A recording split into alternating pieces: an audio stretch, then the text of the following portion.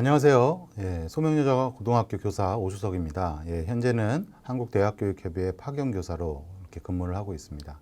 오늘은 또 이제 카톨릭대 교사 대상 또 연수에 여러 선생님들이 이렇게 뵙게 되었습니다. 물론 좀 아쉽습니다. 카톨릭대에서 또 많은 선생님들이 이렇게 신청을 해서 실제 오프라인으로 해서 강의가 또 진행될 줄 알았는데 또 최근에 또 이 코로나 관련된 상황들이 매우 좀 안 좋아져서 이렇게 동영상으로 또 뵙게 되었네요. 그래도 또 학생들 지금 또 고3 이제 수시 원서가 얼마 남지 않았죠. 최종적으로 점검한다라는 의미로 좀 생각해 주시고요. 선생님들 다시 한번 올해 입시의 상황 또는 수시 지원에 있던 경향 그리고 결과에 대해서 한번 다시 고찰하는 시간을 가져보도록 하겠습니다. 오늘 강의는 일단 대입 전형의 주요 사항, 그래서 좀 핵심적인 부분만 이렇게 짚어서 보도록 하겠습니다. 일일이 전형의 방법이나 이런 세부적인 내용들을 다 일일이 훑어보기보다는요, 꼭 챙겨야 될 부분들 위주로 이렇게 살펴보고요. 그래서 전형 유형별 특징 부분, 그 다음에 전년도 입시 결과에 대해서 우리가 어떻게 좀 생각을 해야 되는지, 그리고 학령 인구의 감소는 어떻게 반영이 돼서 결과로 나왔는지 이런 부분들에 대해서 좀 살펴보고요. 그다음 최종적으로는 대학별로 수시 지원 경향들에 대해서 확인해 보는 시간을 갖도록 하겠습니다. 그래서 수시 지원 경향 같은 경우는 이제 서울의 주요 대학들의 지원 경향들을 제가 다 이렇게 담아왔습니다. 그래서 아마 선생님들도 학생들하고 또 상담하고 지원 경향들 이렇게 구축하실 때 도움이 될 거로 이렇게 보여지고요. 그리고 제가 실제 한 사례 샘플로 어떻게 해서 구성을 하면 좋은지를 한번 보여드리겠습니다. 그래서 실제 교과 전형에서의 등급별 지원 대비 합격률, 그리고 종합 전형에서의 등급별 또 지원 대비 합격률들을 선생님들한테 보여드릴 거기 때문에 선생님들이 또 직접 또 이렇게 작업을 해 보시게 되면 또 좋은 경험과 또 기회가 되지 않을까 이렇게 생각을 합니다. 자, 2021학년 대입 전형 주요 사항 부분이고요. 모집 요강은 언제 확정되나요? 해서 보도자료가 나왔었고요. 그렇죠? 그리고 또 연세대학교에서의 보도자료, 그 다음에 이제 서울대학교에서의 또 최저 완화 부분들이 이렇게 발표가 됐습니다. 그래서 최종적으로 8월 30일 이 강의를 듣는 시점에서는 다 이미 발표가 된 상황이겠죠. 그래서 전형 기간이 조정이 이루어진 대학들, 그래서 면접, 논술 적성, 실기에서 전형에 대해서 조정이 된 대학들의 대학 수가 이렇게 나와 있습니다. 그 대학들의 면면들은 이미 이제 선생님들이 강의를 듣는 시점에 보도자료로 해서 발표가 다 되어 있는 시점일 겁니다. 그래서 또 실기고사 종목에 대해서 축소, 어쩔 수 없는 상황이죠. 코로나로 인해서 실제 운영하기 어려운 대학에서의 상황들도 있거든요. 그리고 또 수능 최저 기준 완화나 또는 자격 충족 기준에서 어떤 변화를 줄 수밖에 없는 상황인 거죠. 그런 대학들의 내용들이 다 공개가 돼서 발표가 되어 있을 겁니다. 자, 이제 시도별 응시 현황 변화인데요. 제가 이제 이 이야기를 드리는 이유는 학령 인구 감소 부분에 대한 얘기입니다. 그래서 1차적으로는 전년도의 감소율, 그 이전 연도하고 비교죠. 그리고 올해 2020에서의 또 감소율도 역시 크게 차이 없이 감소율이 이렇게 적용이 된다. 물론 올해는 이제 5만 2천 명 정도의 학령 인구 감소를 이렇게 예상을 하고 있죠. 그랬을 때 실제 커트라인 점수들이 어떤 변화가 분명히 올 것이다 라는 부분에 대해서 저하고 같이 한번 또 공유하는 시간을 딱 뒤에 후반부에서 갖도록 하고요. 개정 교육 과정에서의 성적 표기죠. 그래서 올해 이제 특수 상황이죠. 올해는 진로 선택 과목에서의 석차 등급이 이렇게 병기가 돼서 나옵니다. 그래서 학생들이 예전 같지 않은 내신, 이렇게 얘기하면은 조금 혼란스러우실 수 있는데, 그러니까 전년도에 이제 이런 얘기들을 많이 하시죠. 전년도에 2등급 때 학생들이 50명이었다. 근데 학령 인구 감소로 인해서 10% 감소가 돼서 45명이 됐다. 그런데 이 아이들의 성적 분표가 2등급 초반부터 2등급 후반까지 고르게 있는 게 아니라 2등급 중후반 쪽에 조금 더 쏠림 현상이 있는 상황들을 체험하실 수 있을 거예요. 아마 학교 내에서의 성적 분포도 한번 이렇게 보세요. 그러면 이런 이유가 나타나는 부분은 이전 연도에는 학생들이 어떤 교과에 대해서 성적을 산출을 할 때 많은 학생들이 같이 듣고서 그렇죠? 이렇게 산출했는데 진로 선택이 되면서 학생들이 찢어지게 된 거죠. 찢어지게 되면 우리가 이제 등급을 산출할 때 등급 비율은 1등급 4, 2, 7, 2등급 7%, 4, 7, 12 이렇게 해서 똑같이 산출은 되지만 실제 학생들이 성적 관리하기가 쉽지가 않은 겁니다. 그러니까 예전에는 인원이 많을 때는 뭐 네 문제 틀려도 뭐 2등급이 나왔는데 지금은 뭐 네 문제 틀리면 어김없이 3등급이 나오는 이런 상황들.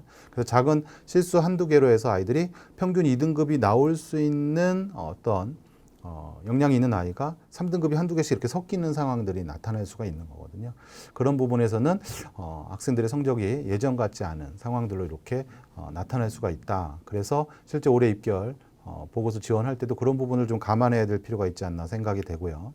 또 하나는 인문계열과 자연계열에서의 이렇게 성적 분포입니다. 예.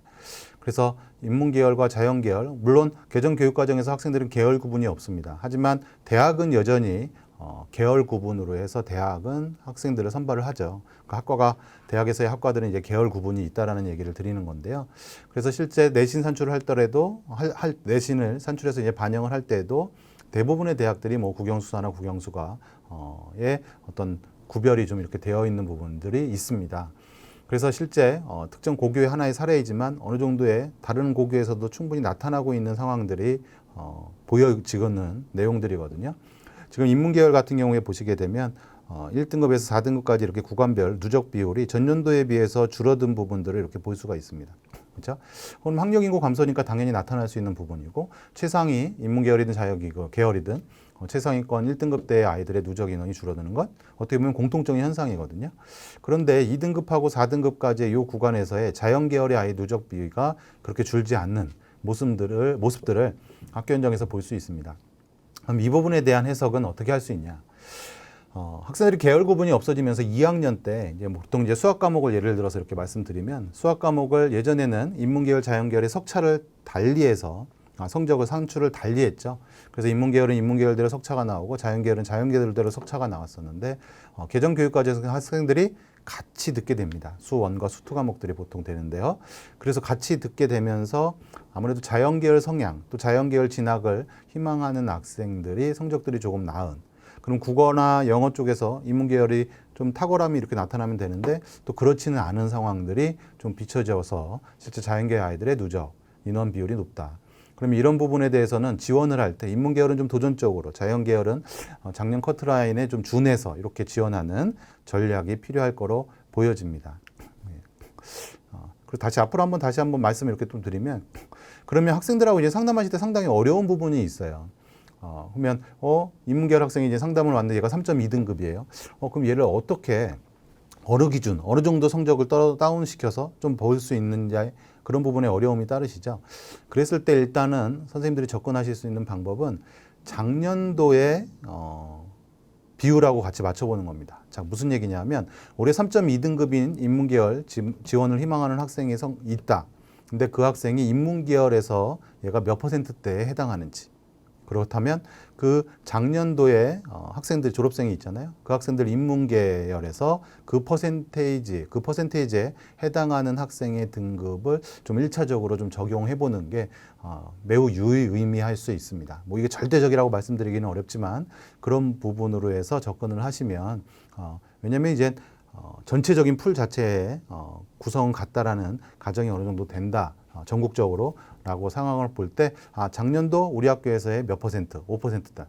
올해 5%는 몇 등급인가. 이 정도의 매칭이 필요할 거로 보여집니다.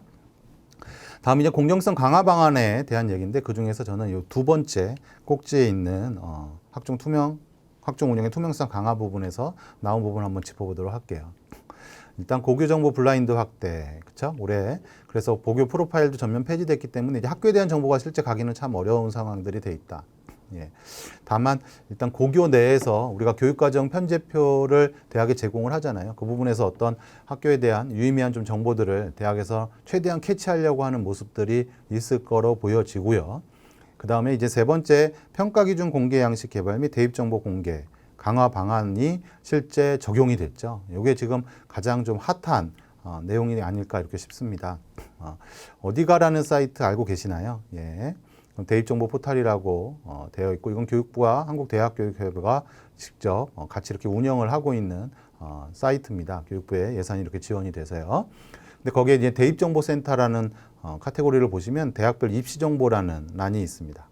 그 안을 이렇게 들어가 보시게 되면 실제 종합전형에서 서류평가에 대한 전체적인 평가의 준칙이든 또 평가 요소나 이런 부분들에 대해서 그리고 운영 가이드 부분이 다들 탑재가 되어 있습니다. 그리고요, 그 안에 이렇게 평가 요소별 배점에 대해서 공개가 되어 있어요. 예. 그래서 실제 어느 부분에 어느 평가 요소에 더 주안점을 두고 있는지 확인하실 수 있고 이걸 또 대학 간에 서로 비교를 해보실 수 있다는 얘기죠. 그게 매우 또 유의미하고요. 그리고 학생부 종합전형의 실제 입시 결과 부분들이 이렇게 공개가 되어 있습니다. 네. 대학은 1안 아니면 2안의 형태를 갖고서 발표를 하고요. 1안은 3포도 형태로 해서 나타나는, 그러니까 동그라미가 합격생, X가 불합격. 그렇죠? 그래서 동그라미가 가장 많이 모여 있는 구간이 주로 학생들이 많이 지원하는 풀의 구간이 되겠죠. 그랬을 때 우리 학생이 또 지원하게 되면 제자가 이렇게 지원하게 되면 이 정도의 등급이면 네가 학업 성적 부분은 크게 다른 아이들하고 견주어서 큰 차이가 없는 부분이고 다른 교과 외의 활동들 학생부의 전체적인 또 내용으로 해서 학생들과 경쟁을 해야 되는 상황이다라고 인지가 할 수 있는 구간으로 보여지고요. 이 안으로 제공을 하는 대학에서도 이 50% 컷과 70% 컷을 제공을 하거든요. 그렇게 되면 이 50%하고 70% 컷 사이가 가장 또 학생들이 많이 밀집돼서 지원하는 구간으로 인지할 수가 있습니다. 그래서 선생님들이 또 지원하실 때 만약 70% 넘는 학생의 성적이다라고 할 경우에는 그러면 성적 외에 교과 외에 또 학생부의 다른 영역에서 아이의 학업 역량을 좀 확실하게 또 드러내고 또 전공 적합성이나 이런 부분들을 또 강점을 보여줄 필요가 있게 되는 거죠. 네. 다음은 이제 교과하고 수능 중심 전형에 대해서 입시 결과도 이렇게 공개가 됐습니다. 상당히 중요한 부분입니다. 왜냐하면 이 교과 전형에서 70% 컷에 갖는 의미는 보통은 통상적으로 우리가 입시에서 저 성적에 맞춰서 지원을 하게 되면 최초 합격은 아니더라도 추가 합격에서는 합격이 될 수 있는 그런 성적대로 인지를 하거든요. 수능도 역시 마찬가지고요. 그렇게 됐을 때 우리가 보통 이제 수시에서의 어떤 지원선을 잡을 때 두 가지 기준선을 잡습니다. 하나는 교과 성적으로 갈 수 있는 대학선. 그 다음에 학생의 수능, 즉 모의고사 성적으로 우리가 견주어 보겠죠. 모의고사 성적으로 갈 수 있는 대학의 선을 짚게 되는데 그것에 대한 정보를 얻을 수 있다라는 거죠. 그리고서 그 기준선을 잡고서 그 다음에 종합전형이나 또는 뭐 수능 중심으로 지원 전략을 짜고 있는 친구들한테는 뭐 논술 전형에 이렇게 지원을 할 수 있는 여지가 생기거든요. 그래서 그런 기준선을 잡는 데 상당히 중요하다. 다만 여기에서 대학별 환산 등급이라는 얘기가 있죠. 그렇기 때문에 대학별로 교과 성적에 대해서 환산하는 방법들이 조금씩은 다릅니다. 그래서 이 부분에 대한 내용도 안내가 되어 있긴 합니다. 이 포털 자료에 들어오시게 되면 교과 전형에서 실제 성적 산출 방법이 안내가 되어 있는데요. 그 부분은 확인하시고 실제 이 어디가 사이트 또는 고교에서 자체적으로 프로그램 뭐 운영하고 있는 또는 대학교육협의회에 우리가 대입상담 프로그램이 있죠. 그 대입상담 프로그램에서 실제 그 대학의 환산 등급들을 제공을 하고 있기 때문에 그 부분을 적용해서 학생들과 상담을 하면 매우 유용하게 활용할 수 있는 정보가 되겠죠. 그리고 아래에 이제 최종 등록자의 또 100분위 70% 컷. 물론 표준 점수나 그 밖의 정보들을 또 뭐 등급이든 이런 걸 제공할 수도 있지만 표준 점수는 해마다 달라질 수 있고요. 그렇죠? 그리고 등급은 또 너무 레인지가 너무 길게 잡히잖아요. 그래서 그래도 나름 100분위의 기준선을 이렇게 제공을 했기 때문에 1차적으로 학생들하고 충분히 모의고사 성적을 놓고서 네가 갈 수 있는 정시에서까지 간다라고 할 때 기준이 이 정도가 된다라는 얘기를 충분히 나누실 수 있을 거로 보여집니다. 자, 다음은 이제 복수지원 금지, 지원 가능 획순. 일단 복수지원 수시 지원 횟수는 총 6회인 거 아시죠? 추가로 이제 지원할 수 있는 대학이 여기 나와 있는 이제 아래에 이 대학들의 몇 면이 추가로 지원할 수 있는 대학이고요. 그 다음에 수시 지원 비율입니다. 수능 지원자 대비 수시 지원자의 비율이 이렇게 높다. 그래서 학생들이 물론 이 수시의 모집 인원이 많기 때문에 나타나는 현상이기도 하지만 기본적으로는 빨리 수시에서 합격을 해서 고등학생이 꼬리표, 즉 뛰고 싶어 하죠. 대학생이 되고 싶어 한다. 라는 얘기를 드립니다. 그래서 이 수시 지원자의 비율이 정시가 지금 소폭 뭐 내년 고2부터는 조금 증가를 합니다. 실제. 근데 그 증가하는 인원이 있다라고 하더라도 이 수시 지원자의 비율이 뭐 급격하게 감소하거나 이럴 개연성은 보이지 않습니다. 자, 그리고 수능 응시자 같은 맥락일 수도 있는데요. 졸업생의 인원이 실제 13만 명대가 늘 비슷하게 유지가 돼 있어요. 올해는 조금 줄어들 거로 예상을 합니다. 왜냐하면 전년도에 학력 인구에 분명히 감소가 있었기 때문에 줄어들 수 있는 개연성은 분명히 있어요. 하지만 이제 반수생이 어느 정도 들어올지가 미지수이긴 한데요. 일단은 여기서 우리가 같이 그래도 팩트로 짚어볼 수 있는 거는 졸업생이 이제 일단 10만 명 이상의 이렇게 인원들이 들어오는데 정시의 모집 인원이 올해 8만 명 정도가 되거든요. 그래서 졸업생들도 정시로 다 흡수가 될 수 없는 상황들이죠. 그래서 실제 졸업생들도 또 다시 수시에 대한 지원 전략 그런 준비를 할 수밖에 없는 상황이다라는 얘기 드려보고요. 그리고 그래서 재학생들이 정시의 문이 상당히 이렇게 좁은 상황들을 또 인지할 수 있습니다. 이 졸업생의 인원이 이렇게 많은 부분을 통해서. 그리고 또 올해 이제 재학생의 학령 인구 감소가 예상이 되기 때문에 이 70%대가 무너지는 해가 올해가 되지 않을까. 2018년도만 해도 75대 25의 비율, 즉 수능 고사장에 갔을 때 4명 중 1명이 졸업생이었지만 이제는 점점 3명당 1명이 졸업생이 되는 그런 비율로 가까워지고 있다라고 볼 수가 있죠. 다음은 이제 영어 절대평가, 물론 한국사도 있고 뭐 여러 가지 다른 국어 또는 수학 탐구 과목의 성적 비율도 있지만 이 영어 절대평가를 갖고서 이렇게 말씀을 드리는 이유는 다른 과목들은 난이도가 뭐 그때그때 이렇게 조정이 될 수 있지만 이건 절대평가잖아요. 그래서 상대적인 비율을 좀 이렇게 확인해 볼 수 있는데 가운데 노란색으로 이렇게 명암이 들어가 있는데 부분을 이렇게 보시면 2021년도 6월 모의평가 비율이 비율에서 1등급 비율이 8.73이 나옵니다. 그렇죠? 전년도 수능과 전년도 6월 모평 비율보다도 어떻죠? 예, 높은 비율이죠. 그래서 보통 우리 아이들이 갑자기 공부를 많이 했다 이런 부분보다는 조금은 어떤 생각을 할 수 있을까요? 학생들이 일단 1등급에 이렇게 비율이 나왔다는 얘기는 시험이 좀 쉽지 않았나라는 생각을 할 수 있는데 그렇다면 2등급, 3등급, 4등급의 비율들도 조금은 높게 나오는 또는 높게 나오는 구간이 적어도 하나가 있어야 될 텐데 그렇지 않고 이전 연도보다 다 적게 이렇게 나온 부분들을 볼 수가 있죠. 네. 그럼 이 부분이 갖는 의미는 올해 아이들 이 코로나 상황에서 또 이제 우리가 상위권 아이들은 나름 자기주도 학습이나 이런 관리가 좀 잘 됐는데 중하위권 아이들은 그렇지 않을 개연성이 상당히 높다라는 부분이죠.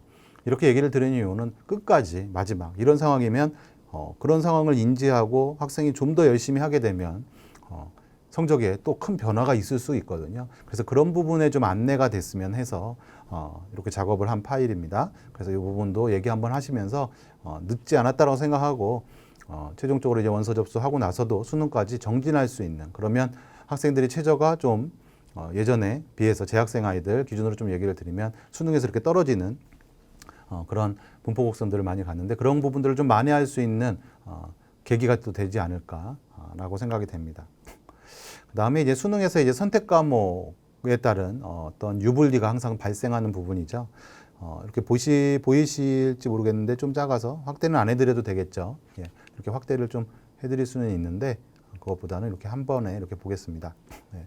생활과 윤리죠. 원점수 기준으로 48점 받은 아이, 윤리와 사상도 한번 보시면 48점 받은 아이의 표점이 64점과 61점으로 이렇게 받게 됩니다.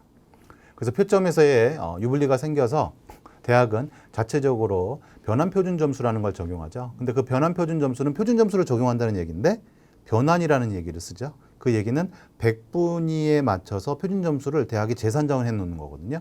그런데 생활과 윤리의 100분위는 95가 되고요. 윤리와 사상의 100분위는 84예요. 어차피 유불리가 생기는 거죠. 근데 이 48점이 갖는 의미는 사탐, 생활과 윤리와 사상을 시험을 본 아이들이 2점짜리를 똑같이 하나를 틀린 학생의 기준으로 볼 수 있거든요. 예. 그런데 또 하나 더 추가로 말씀드리면 이 세계사를 한번 보시죠. 세계사에서 48점 받은 학생이 표점은 63점, 100분위를 92를 받습니다. 근데 이 학생의 등급을 보시면 이 학생은 1등급을 받죠. 그럼 좀 전에 윤리와 사상의 아이들은 48점을 받았는데 등급이 3등급이 나옵니다. 이 윤리와 사상을 신청한 또 응시하는 학생들이 보통 뭐 A라는 학생이 평상시에 하나 또는 만점을 맞으면서 1, 2등급을 유지했던 학생 그리고 학교에서도 크게 문제시 생기지 않고 2등급은 꼭 나올 거야 라는 생각에서 최저를 또 거기에 맞춰서 설정을 해서 실제 대학을 지원을 했는데 최종적으로는 3등급이 나와서 또 당락에 영향을 주는 그런 상황들이 벌어질 수 있거든요. 그래서 이 부분은 선택 과목 형태에서 나올 수밖에 없는 그런 유불리입니다. 그래서 올해 고2 같은 경우는 국어도 선택이고요. 또 수학도 이제 선택으로 운영이 되기 때문에 이런 부분들은 또 더 두드러지게 좀 나타나는 상황이 되지 않을까 이렇게 좀 예상이 되고요. 자, 2021학년도 대입 전형의 주요 특징 부분입니다. 예. 자, 감소, 증가, 감소, 증가, 증가죠. 내년 2022의 상황을 보면 이 증가가 감소로 바뀝니다. 그래서 학생부 위주 전형의 비중이 소폭 감소하는 상황이 벌어지고요. 올해는 이 학생부 위주 전형의 비중이 가장 높은 해가 바로 올해일 겁니다. 아마 향후 뭐 2, 3년 안에서도 가장 높게 비율이 선정된 해가 올해가 아닐까 이렇게 예상을 실제 해봅니다. 그래서 학생부 중심 전형에 대한 이해가 정말 중요하고 그만큼 선발 인원이 많은 해가 올해이기 때문에요. 거기에서 지원 전략을 잘 구성할 필요가 있겠죠. 2021학년도 대입 전형 일정에서 뭐 이제 원서 접수나 이런 부분들은 선생님들도 많이 이제 캐치를 하고 계실 거라고 보여지고요. 학생들한테 꼭 한번 강조를 해주고 싶은 얘기는 요 날짜죠. 추가 합격 날짜 그리고 1월 4일 9시까지입니다. 1월 달까지 다 넘어갔어요. 그렇죠? 정시 원서 접수도 1월 7일에서 1월 11일까지. 그래서 선생님들 아마 많이 힘드실 것 같습니다. 그리고 연말연시까지도 연말연시 보내시는 것도 그렇고 또 실제 이제 방학도 겨울방학도 상대적으로 기간이나 이런 부분하고 했을 때 피로도가 많이 높아지실 거로 이렇게 보여지기는 하는데요. 일단 우리가 아이들한테 요 날짜 1월 4일 9시 이날에 최종적으로 전화가 저녁 때 많이 이루어지거든요. 그러니까 대학들이 최종 발표를 뭐 빨리 해서 2시에 하는 학교들도 있지만 4시 또 5시까지도 최종 합격을 늦추는 대학들도 실제 있습니다. 그런 상황들로 해서 볼 때 일과 후에 우리가 5시 이후에 이렇게 해서 전화가 이루어지는데 학생들은 5시 이후에 전화 또 6시 이후에 전화면 업무가 다 끝났다고 생각하는 친구들이 정말 많아요. 예. 이렇게 강조를 하고 얘기를 하는데도 해마다 발생하는 거죠. 예. 그래서 9시까지 꼭 전화, 소화기. 그날 저녁에는 또 다른 약속들 잡지 않고 집에서 꼭 있으면서 전화 잘 받을 수 있도록 이렇게 안내가 되면 좋을 것 같습니다. 자, 이제 전형별 특징점들을 주요 특징점만 이렇게 한번 짚어보도록 하겠습니다. 뭐 교과 전형의 일반적인 특징들은 잘 아시죠? 경쟁률이 상대적으로 좀 낮고 중복 합격자가 많죠. 충원이 많이 된다는 얘기고요. 그리고 2월 인원, 최저를 또 적용했을 땐 2월 인원이 발생하는 대학들의 또 면면이 있습니다. 또 교대에서 좀 많이 나타나는 또 그런 성향들이 보여지고요. 그리고 학생부 교과 전형 유형에서 그다음에 이제 학생부 100 또는 단계별 전형 또는 일괄합산 전형 이런 전형들의 특징들은 다 선생님들도 많이 접하고 이해하실 거로 알고 있고요. 그래서 올해 이제 주요 변경사항 부분이죠. 네, 이렇게 보시게 되면 최종적으로 이렇게 보시면 외대는 이제 수능 최저 학력 기준이 신설이 됐습니다. 그리고 최저 기준을 완화한 홍익대, 덕성여대, 성신여대. 그래서 최저 완화의 추세들이 뭐 인천대까지 또 최저도 완화한 내용들을 이렇게 볼 수가 있고요. 그 다음에 인천대 같은 경우는 이제 교과 전형이 INU 교과 면접 전형이 교과 성적 우수 전형과 통합이 됐죠. 그래서 실제 인원이 교과 성적 우수자 전형의 인원이 실제 늘어났습니다. 그렇게 될 경우에는 입시 결과 부분도 조금은 영향을 줄 거라고 생각했거든요. 예, 어떻게 할 수 있냐면 이제 모집 인원이 많아지면 오히려 성적 커트라인이 조금 낮춰지는 성향들이 있을 거라고 예상을 해볼 수 있는데 수능 최저 완화하고 같이 맞물려 있습니다. 그래서 그 폭이 그렇게 크게 나타나진 않을 거로 보여지고요. 가천대 같은 경우에는 일단 바람개비 투전형이 교과에서 종합으로 이렇게 바뀌었습니다. 가톨릭대가 이제 관심들을 많이 갖고 계시죠. 학생부 교과 전형인데 그 이전 연도에 학생부 성적 반영 학기 수를 한 학기를 제외시켜 줬었어요. 네. 근데 저희가 입시 최종적으로 이렇게 좀 뭐 뚜껑을 열어봤다고 하나까요? 그랬을 때 이제 신의 한 수가 됐던 거죠. 왜냐하면 전년도에 이제 학령 인구 감소가 실제 있었습니다. 근데 실제 가톨릭대에서는 한 학기를 이렇게 제외해서 성적을 반영을 했기 때문에 그 이전 연도하고 비교를 할 때 성적이 많이 떨어지지 않는 상황들이 실제 나타났거든요. 그럼 올해는 어떨까요? 그렇죠. 올해는 이제 모든 학기를 반영하기 때문에 전년도 입결을 그대로 보시면 안 됩니다. 반드시 전년도 입결보다는 떨어지게 될 개연성이 분명히 있고요. 그래서 카대에서도 가톨릭대에서도 이제 0.5 정도의 전후, 학과별마다 좀 차이가 있겠죠. 자연계 쪽은 좀 더 크게 나타날 수도 있고 인문계 쪽은 조금 적게 나타날 수도 있을 텐데요. 그 정도의 레인지를 보고 있습니다. 0.5 전후로 더 떨어지는 것을 가톨릭대에서 이제 시뮬레이션 돌렸을 때 나타난다라고 보고 있고요. 그다음에 이제 교과 전형 수능 최저 학력 기준을 적용하는 대학과 그 다음에 하면은 적용하지 않는 대학들의 면면을 보여드릴 건데요. 이 검은색의 대학들이 이제 서울권에 있는 대학, 국립대, 그 다음에 이제 뭐 경기도에서 이제 도시별로 학생들이 많이 또 지원하는 그 대학들을 좀 모아놨다라고 좀 보시면 될 것 같습니다. 그래서 파란색 부분은 그 외에 또 이제 경기권에 있는 또 대학들, 그리고 우리 경기도 지역의 아이들이 또 충청권에 많이 또 지원하는 그런 대학들의 면면을 좀 보면 될 것 같고요. 그래서 최저를 적용하지 않는 대학으로 이렇게 넘어가게 되면 검은색이 확실히 줄어든 부분들을 이렇게 좀 보실 수가 있죠. 그리고 뒤에 내용들 이렇게 보시면 빨간색이 한국외대 보이세요? 이거는 최저를 적용하지 않았다가 올해는 최저를 적용했기 때문에 앞에 화면에 가시면 여기 한국외대가 이제 최저를 적용하는 상황으로 해서 이렇게 나타나게 됩니다. 예, 그렇게 이해하시면 됩니다. 그리고 선생님들이 이 화면 영상을 보실 때 어느 정도 기간을 탑재가 되어 있으니까요. 또 스탑하셔서 이렇게 자세히 또 보실 수도 있고, 뭐 캡처해서 또 출력해서 이렇게 보실 내용들을 이렇게 출력해서 보셔서 학생들하고 상담할 때 활용하시면 될 것 같습니다. 그다음에 이제 수원대 같은 경우에도 최저가 없었다가 이제 올해 최저를 적용을 하죠. 그리고 아까 말씀드렸던 서두의 가천대 바람매비 종합전형, 인천대는 면접 전형이 없어지고 교과 성적 우수자로 통합이 됐다라고 이해하시면 됩니다. 그래서 이제 교과 전형에서 성적 반영 방법이죠. 그래서 이미 선생님들이 많이 또 접하고 있는 내용이시긴 할 텐데요. 정교과 또는 국영수사가 대학별로 이렇게 반영 교과에 대해서 상황이 다르다.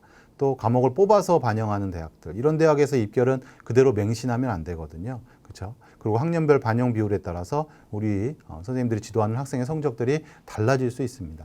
그래서 실제 대학별로 내신 산출이 어떻게 나오는지는 학교에서 운영하는 프로그램이나 또는 대입 상담 프로그램을 통해서 실제 대학별로 해서 이렇게 분석을 좀 해놓고 학생한테 상담하시는 또 학생 제자한테 어느 대학이 더 유리한지에 대한 그런 조합에 대해서 산출하는 것은 꼭 필요하리라고 이렇게 보여집니다. 자, 이제 경쟁률에 대해서 제가 또 한번 이렇게 말씀을 드려볼게요. 그래서 카톨릭대 경쟁률 보이시죠? 8.9, 7.3. 그래서 전년도의 경쟁률이 2020년도에 조금 더 높은 상황들을, 그래서 한 학기 제가 또 이렇게 영향을 미친 부분을 볼 수 있고요. 그다음에 이제 국민대 7.3에서 10.7대 1. 그래서 국민대 경쟁률이 높아진 부분, 동덕여대는 경쟁률이 낮았죠. 그리고 심지어 대학에서 보통 많이 고수하고자 하는 그 5대 1의 경쟁률. 예. 왜냐면 이제 5대 1의 경쟁률을 확보를 해야 충원이 되더라도 소위 이렇게 뚝뚝 떨어지는, 우리가 보통 조금은 이제 은어지만 펑크 났다라는 얘기를 많이 쓰잖아요. 예. 그 대학, 그 학과 펑크 났대, 뭐 이런 얘기 쓰는 게 성적이 뚝뚝 떨어지는 결과치들이 이제 들어가게 되면 그런 용어들을 쓰는데, 그런 염려가 있는 결과치거든요. 그리고 성신여대도 경쟁률이 올랐습니다. 그랬을 때 이 경쟁률에 대해서 한번 비교를 한번 해볼게요. 국민대 같은 경우에는 경쟁률이 올랐어요. 그래서 실제 우리가 전년도에 학령 인구가 감소가 됐기 때문에 성적 상황으로 볼 때 조금씩은 떨어져야 되거든요. 근데 국민대 전년도의 평균이 2.19 정도 되면 0.1에서 0.2 정도 사이의 값이 떨어져야 되는데 실제로는 그렇게 떨어지지 않았습니다. 자, 이 표를 보는 방법을 짧게 한번 먼저 처음 보시는 분들도 혹시 있을까 봐 제가 이 표를 최대한 많이 이렇게 발표를 해서 일단 많은 안내가 되어 있긴 한데, 오늘 또 처음 보는 분들이 또 계실 수 있어서 저 맨 위에 빨간색 부분은 국민대에서 평균 등급에 이제 발표를 한 거예요. 학과별로 모집 단위로요. 그래서 맨 위에 있는 저 빨간색은 제일 높은 모집 단위의 성적 평균 값이고요. 맨 아래에 있는 부분은 가장 낮은 평균 모집 단위의 평균 값으로 보시면 됩니다. 그리고 이 사각형에서 윗변과 아랫변을 이렇게 보시게 되면 윗변은 상위 25%, 아랫변은 하위 25%로 이렇게 보시면 되고요. 그래서 여기서 보시면 25%의 선 보이시죠? 그래서 2.36에서 2.28. 전년도 2019년도에서 2020년도로 왔는데 크게 떨어지지 않았다라는 부분. 최상위 값은 크게 의미는 없을 것 같고요. 그 밑에서 이제 50% 보면 2.2에서 2.15로 떨어진 거 보이시죠? 떨어진 게 아니라 이제 더 높은 상황이 됐죠. 그리고 평균도 2.19에서 2.12로 이렇게 가는. 그래서 국민대는 학령 인구 감소의 영향을 받지 않은 부분을 볼 수 있습니다. 그만큼 경쟁률이 확보를 했기 때문에 어떻게 보면 메꾼 거죠. 촘촘하게 잡혀 있었기 때문에. 근데 이제 동덕여대 같은 경우에는 5대 1의 경쟁률이 안 됐었잖아요. 그래서 성적대가 확실히 떨어진 부분들, 그리고 실제 충원도 많이 일어난 상황들을 우리가 전년도에 비해서 나타난 부분을 볼 수 있습니다. 그래서 실제 평균이 이전 연도에 2.58 정도였기 때문에 0.2 정도에 떨어지는 걸 추정을 해볼 수 있는데, 실제 0.3 이상이 떨어지는 구간들, 그런 모집 단위들을 이렇게 나타내서 볼 수가 있습니다. 자, 성신여대죠. 성신여대는 경쟁률이 높아졌어요. 그러면 국민대의 상황으로 볼 때 그렇게 떨어지지 말아야지라고 예상을 해볼 수 있는데 실제로는 성신여대는 상당히 길게 레인지가 나온 부분, 4등급까지도 잡힌 부분 보이시죠? 예, 이건 왜 그럴까요? 바로 전형의 변화입니다. 예, 전형 방법에서 어떤 변화가 생겼냐면, 그렇죠. 수능 체제를 적용했죠. 성신여대에서요. 그럼 전년도에 수능 체제를 적용하게 되면은 떨어질 수는 있는데, 떨어지더라도 그 레인지 폭이 살짝 뭐 이렇게 크게 지금과 같은 화면이 나오지 않은 상황에서 떨어져야 되는데요. 너무 크게 나타난 거죠. 그 이유는 최저가 높게 설정돼 있었던 거죠. 그러니까 성신여대가 뭐 입문 기준으로 했을 때 세기압 7 정도의 최저를 이전 연도에 적용을 했습니다. 근데 실제 성신여대하고 최저 등급이 같은 학교가 서울시립대가 이렇게 있거든요. 그래서 실제 성신여대 최저 등급을 만족하는 아이들이 성신여대에서도 뭐 학과마다의 상황은 달라질 수는 있겠지만 아이들이 또 정시로 지원하려고 하는 그런 성향들도 분명히 정시로 또 지원할 수 있는 성적대라고 인지하고 있는 상황들도 많기 때문에 나타난 부분이 아닐까 이렇게 생각을 해보고요. 그래서 실제 성적대 이렇게 크게 나타난 부분들을 볼 수가 있습니다. 크게 레인지가 잡힌 거죠. 그래서 전형의 방법에 변화가 있다는 거는 1차적으로 학생들하고 상담을 할 때 전년도 결과를 놓고서 야, 전년도에 이 정도의 결과가 나왔어. 그래, 올해도 이렇게 예상할 수 있어. 뭐 학력인구 감소나 이런 걸 적용해서 선생님이 말씀을 전해 주실 때 그 이전에 먼저 확인하셔야 될 게 전형 방법의 변화가 있는지 부분과 그 다음에 학생 수, 뭐 모집 인원 수가 현격하게 줄거나 또는 현격하게 늘어났을 경우에는 또 입결에 대해서 상황들이 달라질 수 있거든요. 그러니까 그 부분을 제일 처음에 짚어 주셔야 합니다. 자, 이제 교과 전형의 어떤 중요성 부분이죠. 그래서 교과 전형에 이건 중앙대 전형별 한 4년치의 충원율의 비교고요. 그래서 실제 교과 전형의 충원율이 훨씬 높다. 종합과 논술의 순위고. 근데 오히려 경쟁률은 반대이다. 답은 명확하거든요. 학생이 합격할 수 있는 합격 확률을 높일 수 있는 전형은 그렇죠. 교과 종합 논술의 순위다. 물론 아이의 뭐 학생부 준비도나 또는 수능 성적 또 모의고사 성적에서의 상황에 따라서 아이들이 또 논술 전형에 대한 지원 전략을 짤 수는 있겠지만 1차적으로는 일단 합격 확률을 높일 수 있는 전형의 설계는 이렇게 되어 있다라고 보실 수 있습니다. 그리고 일단 이 교과 전형에서 또 수능 체제의 중요성이죠. 홍익대, 숭실대, 세종대, 광운대 보통 2등급대 학생들이 이렇게 합격을 하는 상황들을 볼 수 있습니다. 이거는 2020년도가 아니라 2019년도의 상담 프로그램 표본이고요. 그랬을 때 상담 프로그램에 있는 DB의 표본입니다. 그래서 2등급대가 똑같이 있는데 대학들이 가는 상황이 달라지는 거죠. 어떤 학생은 홍익대, 어떤 학생은 숭실대. 그러면 우리가 정시 성적 기준으로 볼 때 학생들의 선호도는 분명히 나눠져 있거든요. 근데 이런 차이가 벌어지는 이유는 똑같은 내신인데 가는 대학이 달라지네. 최저에 따라 달라진 거죠. 이 당시 때 이제 홍익대는 3개 합류 입문 기준으로요. 숭실대는 2개 합류. 세종대와 광운대는 최저가 없습니다. 그렇죠? 예. 그랬을 때 우리가 같은 내신을 갔더라도 가는 대학의 상황이 달라질 수 있다. 교과 전형에. 그렇다면 뭘 활용을 해야 된다? 역시 수능 최저를 최대한 적용할 수 있는 대학들의 면면을 좀 살펴보는 게 제일 먼저 생각해야 될 키워드가 아닌가 이렇게 생각을 합니다. 자, 그래서 교과 전형 수능 최저 학력 기준들의 면면이고요. 제가 이렇게 빨간색의 밑줄, 가운데 줄을 이렇게 그은 부분은 최저가 변한 대학들이에요. 그래서 고려대 학추는 원은 학추로 이렇게 해서 최저가 바뀌었죠. 홍익대가 최저 완화했고요. 성신여대도 최저를 이렇게 완화했고요. 국민대도 최저를 강화했나요? 아닙니다. 국민대는 2개 합 6일 때는 영어를 포함하지 않았었는데요. 2개 합 5가 되면서 영어를 포함을 합니다. 그러니까 최저가 강화됐다라고 보기는 어렵죠. 덕성여대 최저 완화하고 인천대도 최저 완화한 부분들을 이렇게 볼 수 있습니다. 그래서 2개 합 6의 기준선. 그래서 2개 합 6에 보통 이제 경기도에서도 도시별 거점 대학들이 많이 들어가 있죠. 여기 가천대하고 가톨릭대, 그렇죠? 예. 그리고 숭실대는 영어를 포함하지 또 않습니다. 예. 그리고 인천대도 있고요. 네, 한양대 에리카. 이 대학들이 같은 또 최저 등급을 갖고 있는 대학들을 보여줍니다. 최저 학력 기준이 자연계열의 상황이고요. 그래서 이제 3개 합 6, 3개 합 7이 일단 우리가 보통 최상위권 대학들의 최저의 어떤 기준선으로 이렇게 생각하시면 되고요. 그다음에 이제 2개 합 6 정도의 상황에서 나타나는 또 대학들의 면면들. 그리고 보시는 방법은 아까 말씀드린 것처럼 빨간색은 바뀌었다라는 얘기죠. 파란색이 최종적으로 현재 올해의 최저 등급의 적용으로 보시면 됩니다. 자, 다음은 이제 종합전형에 대한 특징과 지원 전략에서 특징점들을 좀 보도록 하겠습니다. 그래서 종합전형에서 학생들이 이제 학생부를 통해서 대학에서 이제 평가 요소, 보통 이제 학업 역량, 전공 적합성, 또 인성 또는 발전 가능성, 잠재력, 뭐 대학에서는 용어에 대해서 조금은 다른 취사 선택들이 이렇게 있는데요. 그런 부분들을 평가에서 합격률을 최종적으로 결정을 한다. 그리고 추천서는 올해까지 반영이 되죠. 그렇죠? 예, 그래서 올해까지는 추천서를 반영하는 대학들이 있어서 적용이 될 것 같고요. 그다음에 이제 이 교과 성적이 상당히 중요한 부분도 인지를 하셔야 된다. 그리고 올해는 또 그런 부분들이 조금 더 부각이 될 수 있는 개연성은 있습니다. 근데 이 교과 성적이 중요한 이유는 그렇죠. 학업 역량 부분을 분명히 나타내기도 하고요. 대학의 평가 요소에. 그다음에 전공 적합성 부분도 그렇죠. 나타나죠. 그래서 전공에 관련된 교과의 성취도 부분, 그리고 학생들의 성적 추이나 이런 부분을 볼 때는 발전 가능성 부분도 평가할 때 영향을 미치는 부분입니다. 물론 그게 다는 아니지만 그렇게 평가 요소 부분에 영향을 줄 수 있기 때문에 학생의 성적에 대해서 제대로 이해를 하고 종합전형에 대해서 지원을 한다? 이건 당연한 겁니다. 그러니까 활동만을 보고서 종합전형에 지원을 한다라는 것보다는 일단 학생이 갖고 있는 성적, 이게 어느 정도의 학업에 대한 성취 부분이잖아요. 그렇죠? 그리고 대학은 공부를 하는 곳이죠. 1차적으로는요. 그렇죠? 그래서 대학에 맞춰서 볼 때 아이가 그 대학의 대학 또는 학과에 또는 그 전공에 맞춘 그런 소양, 학업적인 소양을 갖춰 있는지 1차적인 판단.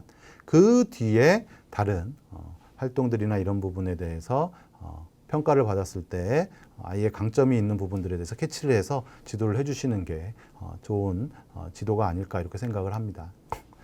학생부 종합전형의 이제 주요 변경 사항인데요. 카톨릭대 같은 경우는 올해 모집 인원을 이렇게 실제 확대를 했습니다. 그리고 또 관심이 많은 부분이에요. 질문도 많이 나오고 있는 부분인데 학교장 추천전형에서 간호학과에 수능 최저를 폐지했죠. 그래서 실제 또 많은 지원들이 있을 거로 이렇게 예상이 되어지고 있고요. 경희대는 올해 교사 추천서를 폐지했고요. 고려대 일반학업 우수형의 최저의 어떤 변화 부분을 이렇게 볼 수 있습니다. 그리고 면접고사 같은 경우에는 비대면으로 영상 업로드로 운영을 하는 게 학업 우수형. 계열 적합형은 그렇지 않죠. 실제 방문해서 또 면접을 해야 되는 상황입니다. 동국대에서 이제 실기로 해서 소프트웨어 인재를 선발했는데 두드림 전형으로 해서 들어와서 종합 전형으로 운영을 하게 됐고요. 그다음에 서강대 같은 경우는 전형 명칭을 종합형, 학업형에서 이제 종합 1차와 2차로 해서 구별을 해서 선발을 합니다.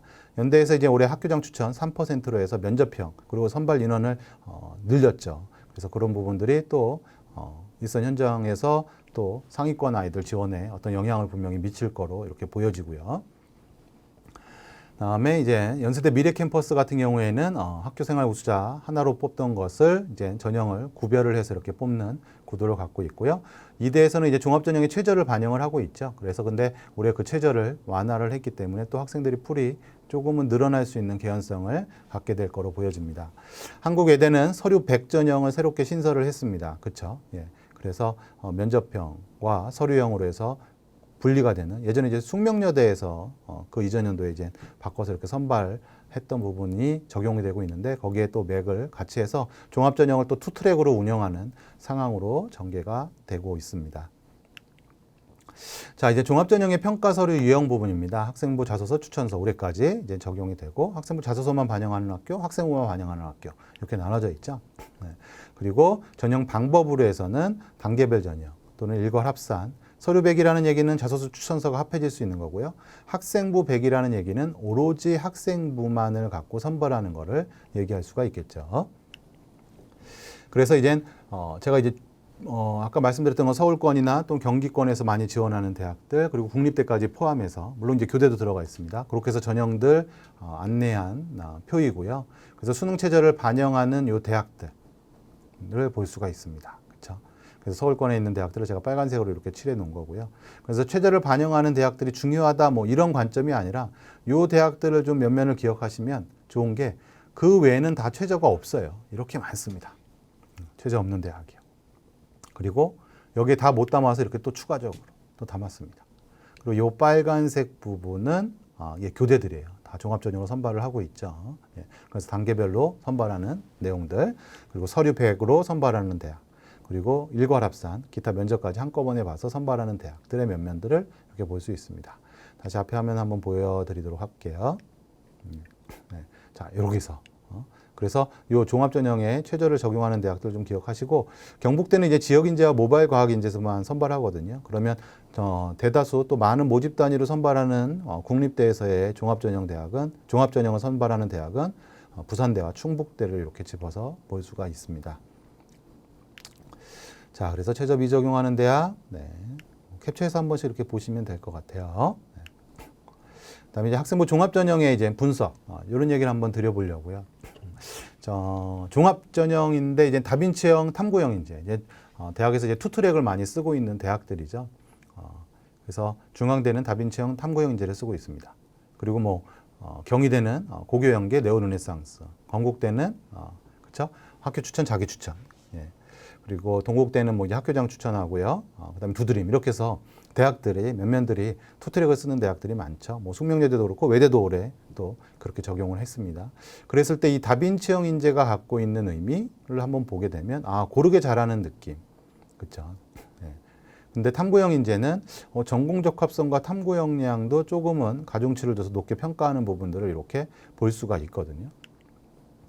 그래서 실제 이 화면을 한번 보여드린 거예요. 중대에서의 이제 다빈치형 인재죠. 예, 다빈치형 인재 지원한 아이들이 타 대학에서 어디에 합격했는지, 예, 이건 이제 대입 상담 프로그램의 표본에 있는 내용들로 분석 작업을 한 거고요.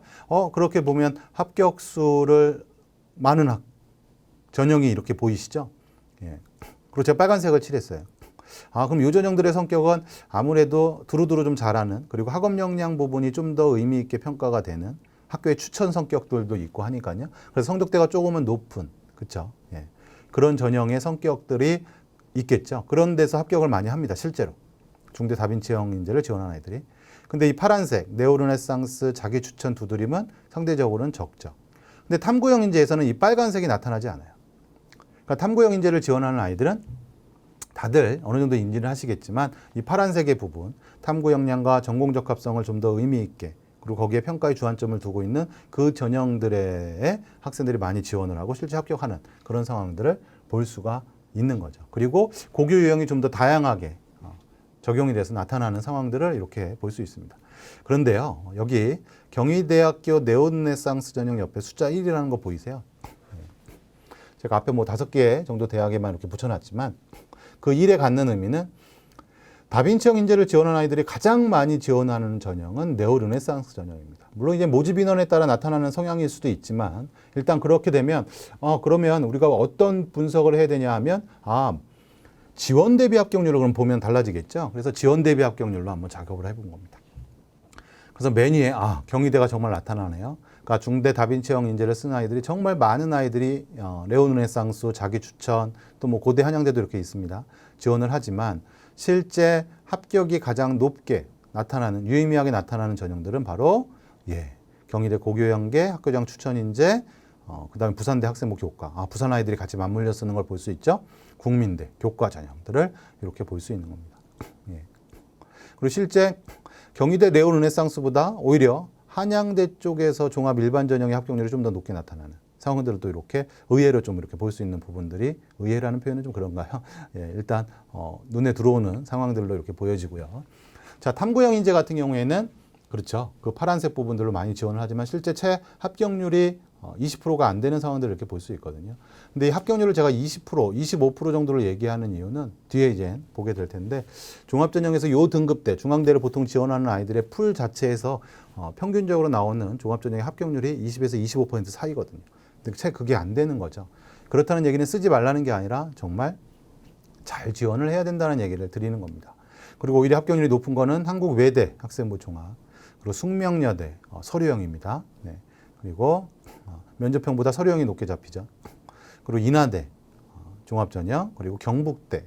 그러면 경북대에 또 종합전형을 쓰는 그쪽 지역에 또 아이들이, 대구나 경북 지역 아이들이 또 같이 맞물려서 중앙대를 이렇게 쓰고 있는 상황들을 우리가 추론해낼 수가 있습니다. 자연계 상황입니다. 자연계도 이렇게 빨간색의 합격수가 실제 높게 나타나는 부분들, 그리고 파란색의 부분들이 실제 많이 합격은 된다. 하지만 지원 대비 합격률을 보면 어떻게 나타날까? 이렇게 달라지는 상황들, 그리고 합격률이 낮게 형성되는 부분들을 이렇게 볼 수 있죠. 그래서 다빈치형 인재 자연계, 다빈치형 인재를 지원하는 아이들이 건국대, 그렇죠? 네. 그리고 학교 추천, 인하대 미래인재 합격률 높게 나오고요. 고교 연계 전형, 그리고 경희대 고교연계가 같이 또 합격률이 높게 나옵니다. 그리고 인하대 학생부 교과. 그래서 중대를 쓰는데 인하대하고 상당히 많이 맞물려 있는 듯한 모습들을 이렇게 직접 볼 수가 있고요. 탐구형 인재 같은 경우에는 그렇죠? 파란색 부분이 채 합격률이 그래도 20%가 안 돼. 안 되는 상황들을 이렇게 볼 수 있고, 근데 인하대, 미래인재, 그리고 경북대, 아까 봤었던 학생부 종합, 그리고 아래에서 아주대가 또 다산 인재 전형이 다산 인재 전형과 탐구형 인재 전형이 또 같이 맞물려서 학생들이 지원을 하고 실제 합격들이 나오는 상황들을 또 이렇게 볼 수가 있습니다. 자, 또 이런 부분 한번 살펴볼게요. 한국외대 스칸디나비아어학과와 베트남어학과를 지원한 아이들이 타 대학에 어디에 합격했는지예요. 너무 궁금하지 않으세요? 스칸디나비아어학과? 그러면 그 학과에 지원해서 합격한 아이들은 보통은 어학 계열에 다른 학교의 어학 계열에 많이 지원해서 합격했겠지. 물론 맞습니다. 왜냐하면 일단 스칸디나비아어학과를 지원했다는 얘기는 현장에서는 어떻게 인지가 되시나요? 어학에 관심이 있고 또 문화에 관심이 있는 친구들이 합격했겠지, 지원했겠지 이런 생각들을 해볼 수가 있잖아요. 그래서 실제 면면을 보면 어학 계열이 많이 나옵니다. 하지만 이 지리학과나 국제학과 또는 사회학부나 또 글로벌 협력 전공의 이런 학과들도 지원을 했다는 얘기는 학생의 생활기록부에 그런 면면도 있다라는 얘기거든요. 그런 면면이 또 있는 친구들이 어학을 지원해도 전혀 문제될 게 없는 그런 상황이죠. 베트남어학과를 보면 더욱더 좀 더 구체화되고 좀 충격도 있고 합니다. 보세요. 베트남어학과를 지원한 아이들이 타 대학에 어디 합격했는지 이렇게 면면을 보게 되면 국제통상, 경제, 지리, 국제학부, 공감하시죠? 경제도 그렇고요.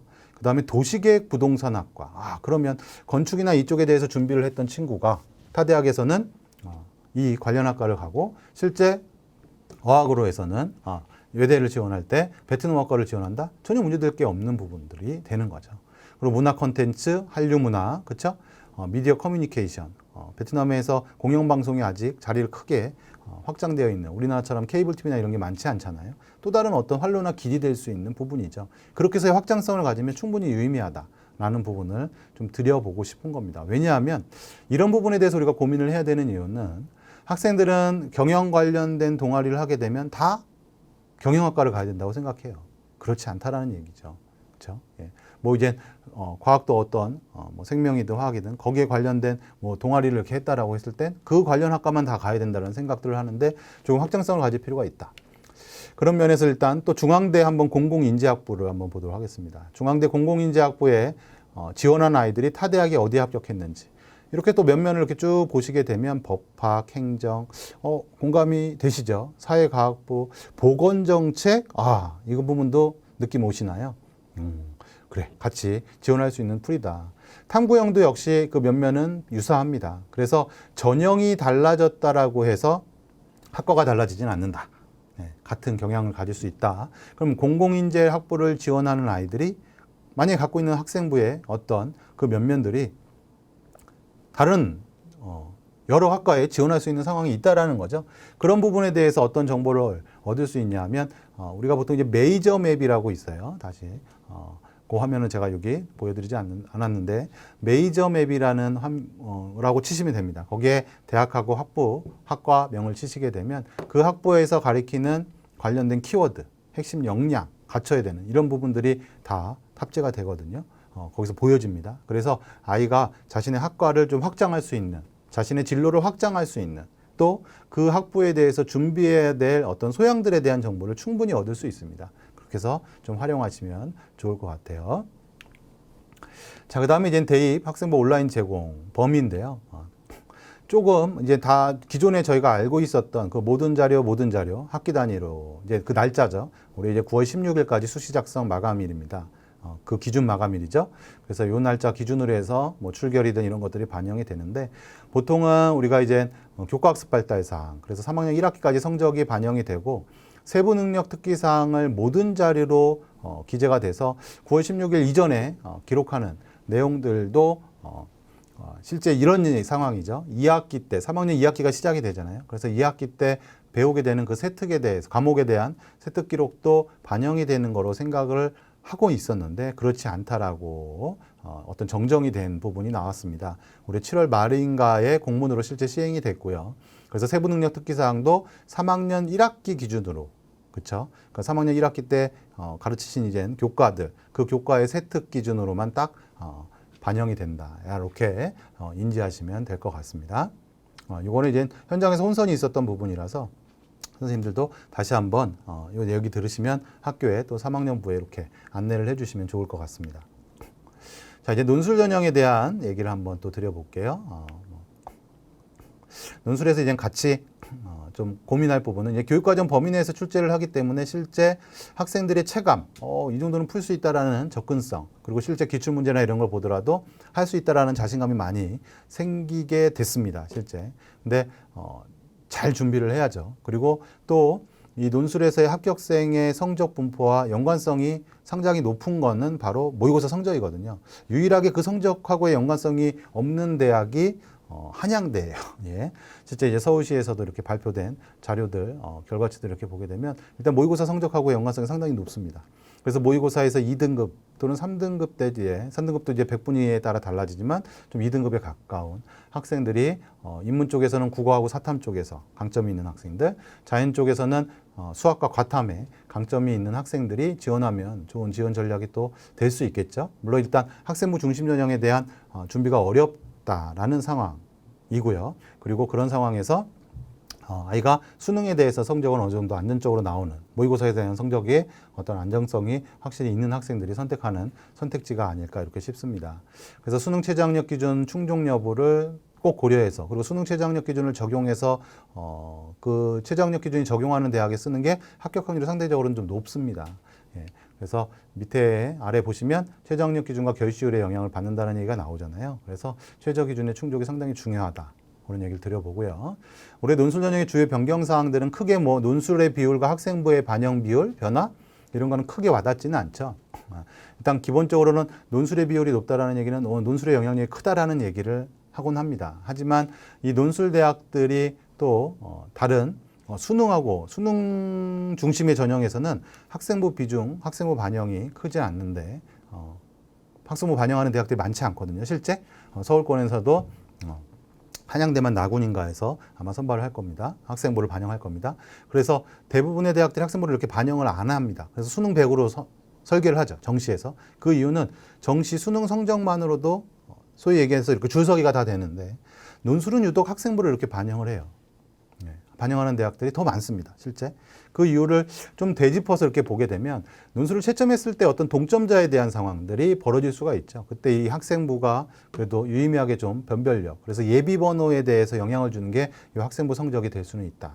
그 정도로 해서 좀 인지하고 학생들이 뭐 저는 선생님 수능이에요. 저는 수능으로 갈 거예요. 그래서 논술할 거예요. 라고 했을 때 좀 학교 생활을 좀 등한시하는 그런 상황들은 좀 게끔 이렇게 유도할 수 있는 부분이 아닐까, 그래야 되지 않을까 이렇게 생각을 합니다. 그래서 실제 논술 고사 보는 대학들 몇몇들 이렇게 보면 학생부 반영하는 대학들이 훨씬 많습니다. 자, 그 다음에 이제 올해에서 조금 핫한 부분은 이 부분이거든요. 이제 서울시립대가 학생부 교과를 40% 이렇게 반영을 하는데 이전에는 원점수 평균 표준 편차로 해서 학생부 교과 성적을 반영을 했는데 이제는 학생부 교과 등급만으로 해서 반영을 합니다. 그래서 예전에 원점수 평균 표준 편차로 반영을 했을 때는 실제 특목고 아이들이 많이 지원을 안 했어요. 그리고 합격률도 상당히 낮게 나오는 부분을 제가 일단 보여드릴 건데 그랬는데 이제는 교과 등급 반영으로 바뀌었기 때문에 아마 일반고가 아닌 타 고교 유형들도 실제 지원을 해서 합격하는 합격률이 조금은 높아질 개연성이 분명히 있습니다. 네. 자, 논술의 이제 경쟁률입니다. 경쟁률이 매우 높죠. 그렇죠? 그래서 전년도 이제 서강대하고 성균관대 경쟁률 상당히 높게, 그리고 이제 카톨릭대도 높은 경쟁률을 전년도에 했습니다. 이렇게 위치를 잡았죠. 예, 여기 세종대도 좀 높게 나왔네요. 그래서 제가 이렇게 두 개의 표로 나눠진 이유는 여기는 30대 1의 경쟁률이 좀 넘는 그 이전 연도 자료도 제가 있었거든요. 그래서 2018년도부터 그 경향성 볼 때 30대 1의 경쟁률이 높았던 대학, 그리고 우측에 있는 대학은 30대 1의 경쟁률의 그 전후로 이렇게 있는 대학들의 면면이었는데 실제로는 전년도에는 요 세 개 대학의 경쟁률이 높게 나타났습니다. 그래서 높죠, 경쟁률이. 실질적으로 볼 때 저희가 그 인하대 의예과의 모집 인원이 10명인데요. 지원 인원이 3,800명이에요. 그래서 3,381.4대 1 이렇게 나와 있는데 이게 실제로는 2020년도 경쟁률이 아니라 2019년도 경쟁률입니다. 제가 일부러 이렇게 갖고 왔고요. 2020년도의 경쟁률은 인하대 지원 인원 대비 모집 인원 대비 지원 인원이 3,810명이에요. 예. 어떤 생각이 드세요? 그렇게 지원하는 논술을 준비하는 풀 자체에는 거의 유사하게 이렇게 있는 상황들을 조금은 예측해 볼 수 있지 않나. 그래서 이런 경쟁률, 우리가 보통 아이들한테 야 논술이 여기 30대 1이야 그러면 학생들은 제가 30명 중에 제일 잘 쓰면 돼요 이렇게 생각하는데 절대 그렇지 않죠. 모집 인원이 10명일 경우에는 그렇죠. 300명이 지원한 거고 본인이 이겨야 되는 성적이 더 나와야 되는 아이들이 290명을 제껴야 되는 상황이잖아요. 그런 측면으로 해서 좀 접근을 해서 그 얘기는 어렵다라는 생각인 동시에 또한 이왕 결정을 했을 때 정말 치밀하게 치열하게 준비를 해야 된다라는 것에 대해서 학생들한테 안내가 되어야 될 것 같습니다. 그래서 이제 논술도 이제 지원 경향인에 대해서 이런 것들을 한번 짚어볼게요. 그래서 경희대 서울 캠퍼스에 논술을 지원하는 아이들이 타 대학의 어디 전형에 지원을 해서 합격하는지의 합격률입니다. 그래서 실제 합격률이 5% 미만으로 이렇게 나오는 그래서 우리가 예전에 이제 모 지역에서 한번 전수 표본으로 해서 그 지역의 논술 전형을 지원하고 실제 합격률들의 표본을 이렇게 뽑았던 적이 있는데 5%가 안 됐던 그런 상황들이 있거든요. 근데 그런 측면에서 한번 이렇게 추출을 해봤습니다. 그래서 상대적으로 이제는 5%보다 좀 높게 나오는 대학들도 있죠. 그래서 경북대, 부산대. 그러면 이 지역 아이들이 경희대를 참 맞물려서 같이 많이 쓰는구나. 그리고 맨 아래 이렇게 보시게 되면 가천대, 성남이 이렇게 보이죠. 이건 적성 전형입니다. 그래서 대학별 고사의 전형의 성격이 좀 드러난 거죠. 네. 그리고 자연계의 상황을 이렇게 보게 되면 실제 또 아주대나 동국대에서 5% 이상의 합격률이 나오는 그래서 경희대, 서울 논술 지원한 아이들이 타 대학에 지원해서 합격한 합격률을 이렇게 보시면 되고요. 여기 밑에 0% 보이세요? 네, KU 자기 추천입니다. 예. 자, 한우물만 파라는 얘기가 기억이 나죠. 그래서 논술을 준비하는 데 있어서 물론 그런 경향은 있습니다. 최상위권에서 이제 지원하는 아이들이 이제 수능 성적도 어느 정도 탄탄하게 나오는 아이들이 종합과 논술을 맞물려서 쓰는 이런 경향성은 있지만 이제 중위권 또는 하위권으로 이렇게 내려가면서 두 가지 전형을 그리고 좀 성향이 좀 성격이 좀 다를 수 있죠. 논술에 대한 준비와 분명히 학생부 종합 전형에 대한 준비는요. 그렇게 해서 나눠서 쓰는 것은 그래도 좀 바람직하지 않다라는 부분을 좀 아이들한테 얘기해 줄 수 있는 부분이 아닌가 싶고요. 그 다음에 이제 부산 지역에 또 아이들이 또 부산하고 이제 경남 쪽 아이들이겠죠. 학생부 교과 전형을 쓰면서 경희대에 또 상위권으로 또 지원하는 논술로 해서 이렇게 지원해서 보통 그러니까 교과 전형의 베이스를 잡고 그 다음에 학생들이 또 논술로 그 위에 또 극상위 뭐 최상위권 대학들에 대해서는 이렇게 지원하는 패턴들을 좀 이렇게 볼 수가 있습니다. 자, 논술 합격률의 입문 표본 사례입니다. 네, 실제 여기 지원 건수도 이렇게 있긴 한데요. 제가 이렇게 합격률로만 이렇게 안내 드리고요. 절대 이 고교 유형은 큰 의미는 없습니다. 예, 왜냐하면 상담 프로그램에 있는 그 고교 유형의 이 특목고나 자사고 자원고들이 다 들어와 있는 상황이 분명히 아니기 때문에 그걸 일반화해서 이렇게 보면은 안 될 것 같고요. 다만 지금 위의 표와 아래 표의 차이점을 이렇게 말씀드리면 위의 표는 논술에서 최저를 반영하는 대학이고요. 아래 표는 최저를 반영하지 않는 대학이에요. 그래서 일단 학생들하고 얘기할 수 있는 부분은 최저를 반영하는 대학이 그래도 합격률이 상대적으로는 높다라는 부분을 좀 인지해서 얘기할 수가 있겠죠. 그리고 아까 말씀드렸던 것처럼 서울시립대, 특목고나 자사고 여기에서의 지원 건수는 분명히 있거든요. 예, 근데 합격률이 없는 상황들 여기 안에 상담 프로그램에 있는 표본 내에서의 상황일 뿐입니다. 근데 이렇게 나타나는 부분이 그 서울시립대에서 표준 점수를 같이 반영했었던 원점수하고 같이 해서 반영했었던 부분들이 실제 현장에서도 그렇게 인지해서 지원하는데 영향을 미치지 않았나 이런 생각들을 또 해보게 됩니다. 자, 그다음에 이제 논술 출제 유형입니다. 그래서 이런 표들은 선생님들 많이 알고 보셨을 거예요. 그래서 이 내용보다는 이건 인문 쪽의 논술 출제 유형이고요. 그다음에 이 표를 한번 보여드릴게요. 그래서 이건 대입정보 169에 곧 이제 출간이 될 우리가 잘 아시죠? 대기업에서 출간하는 대입정보 119 책자에서 탑재가 될 내용인데요.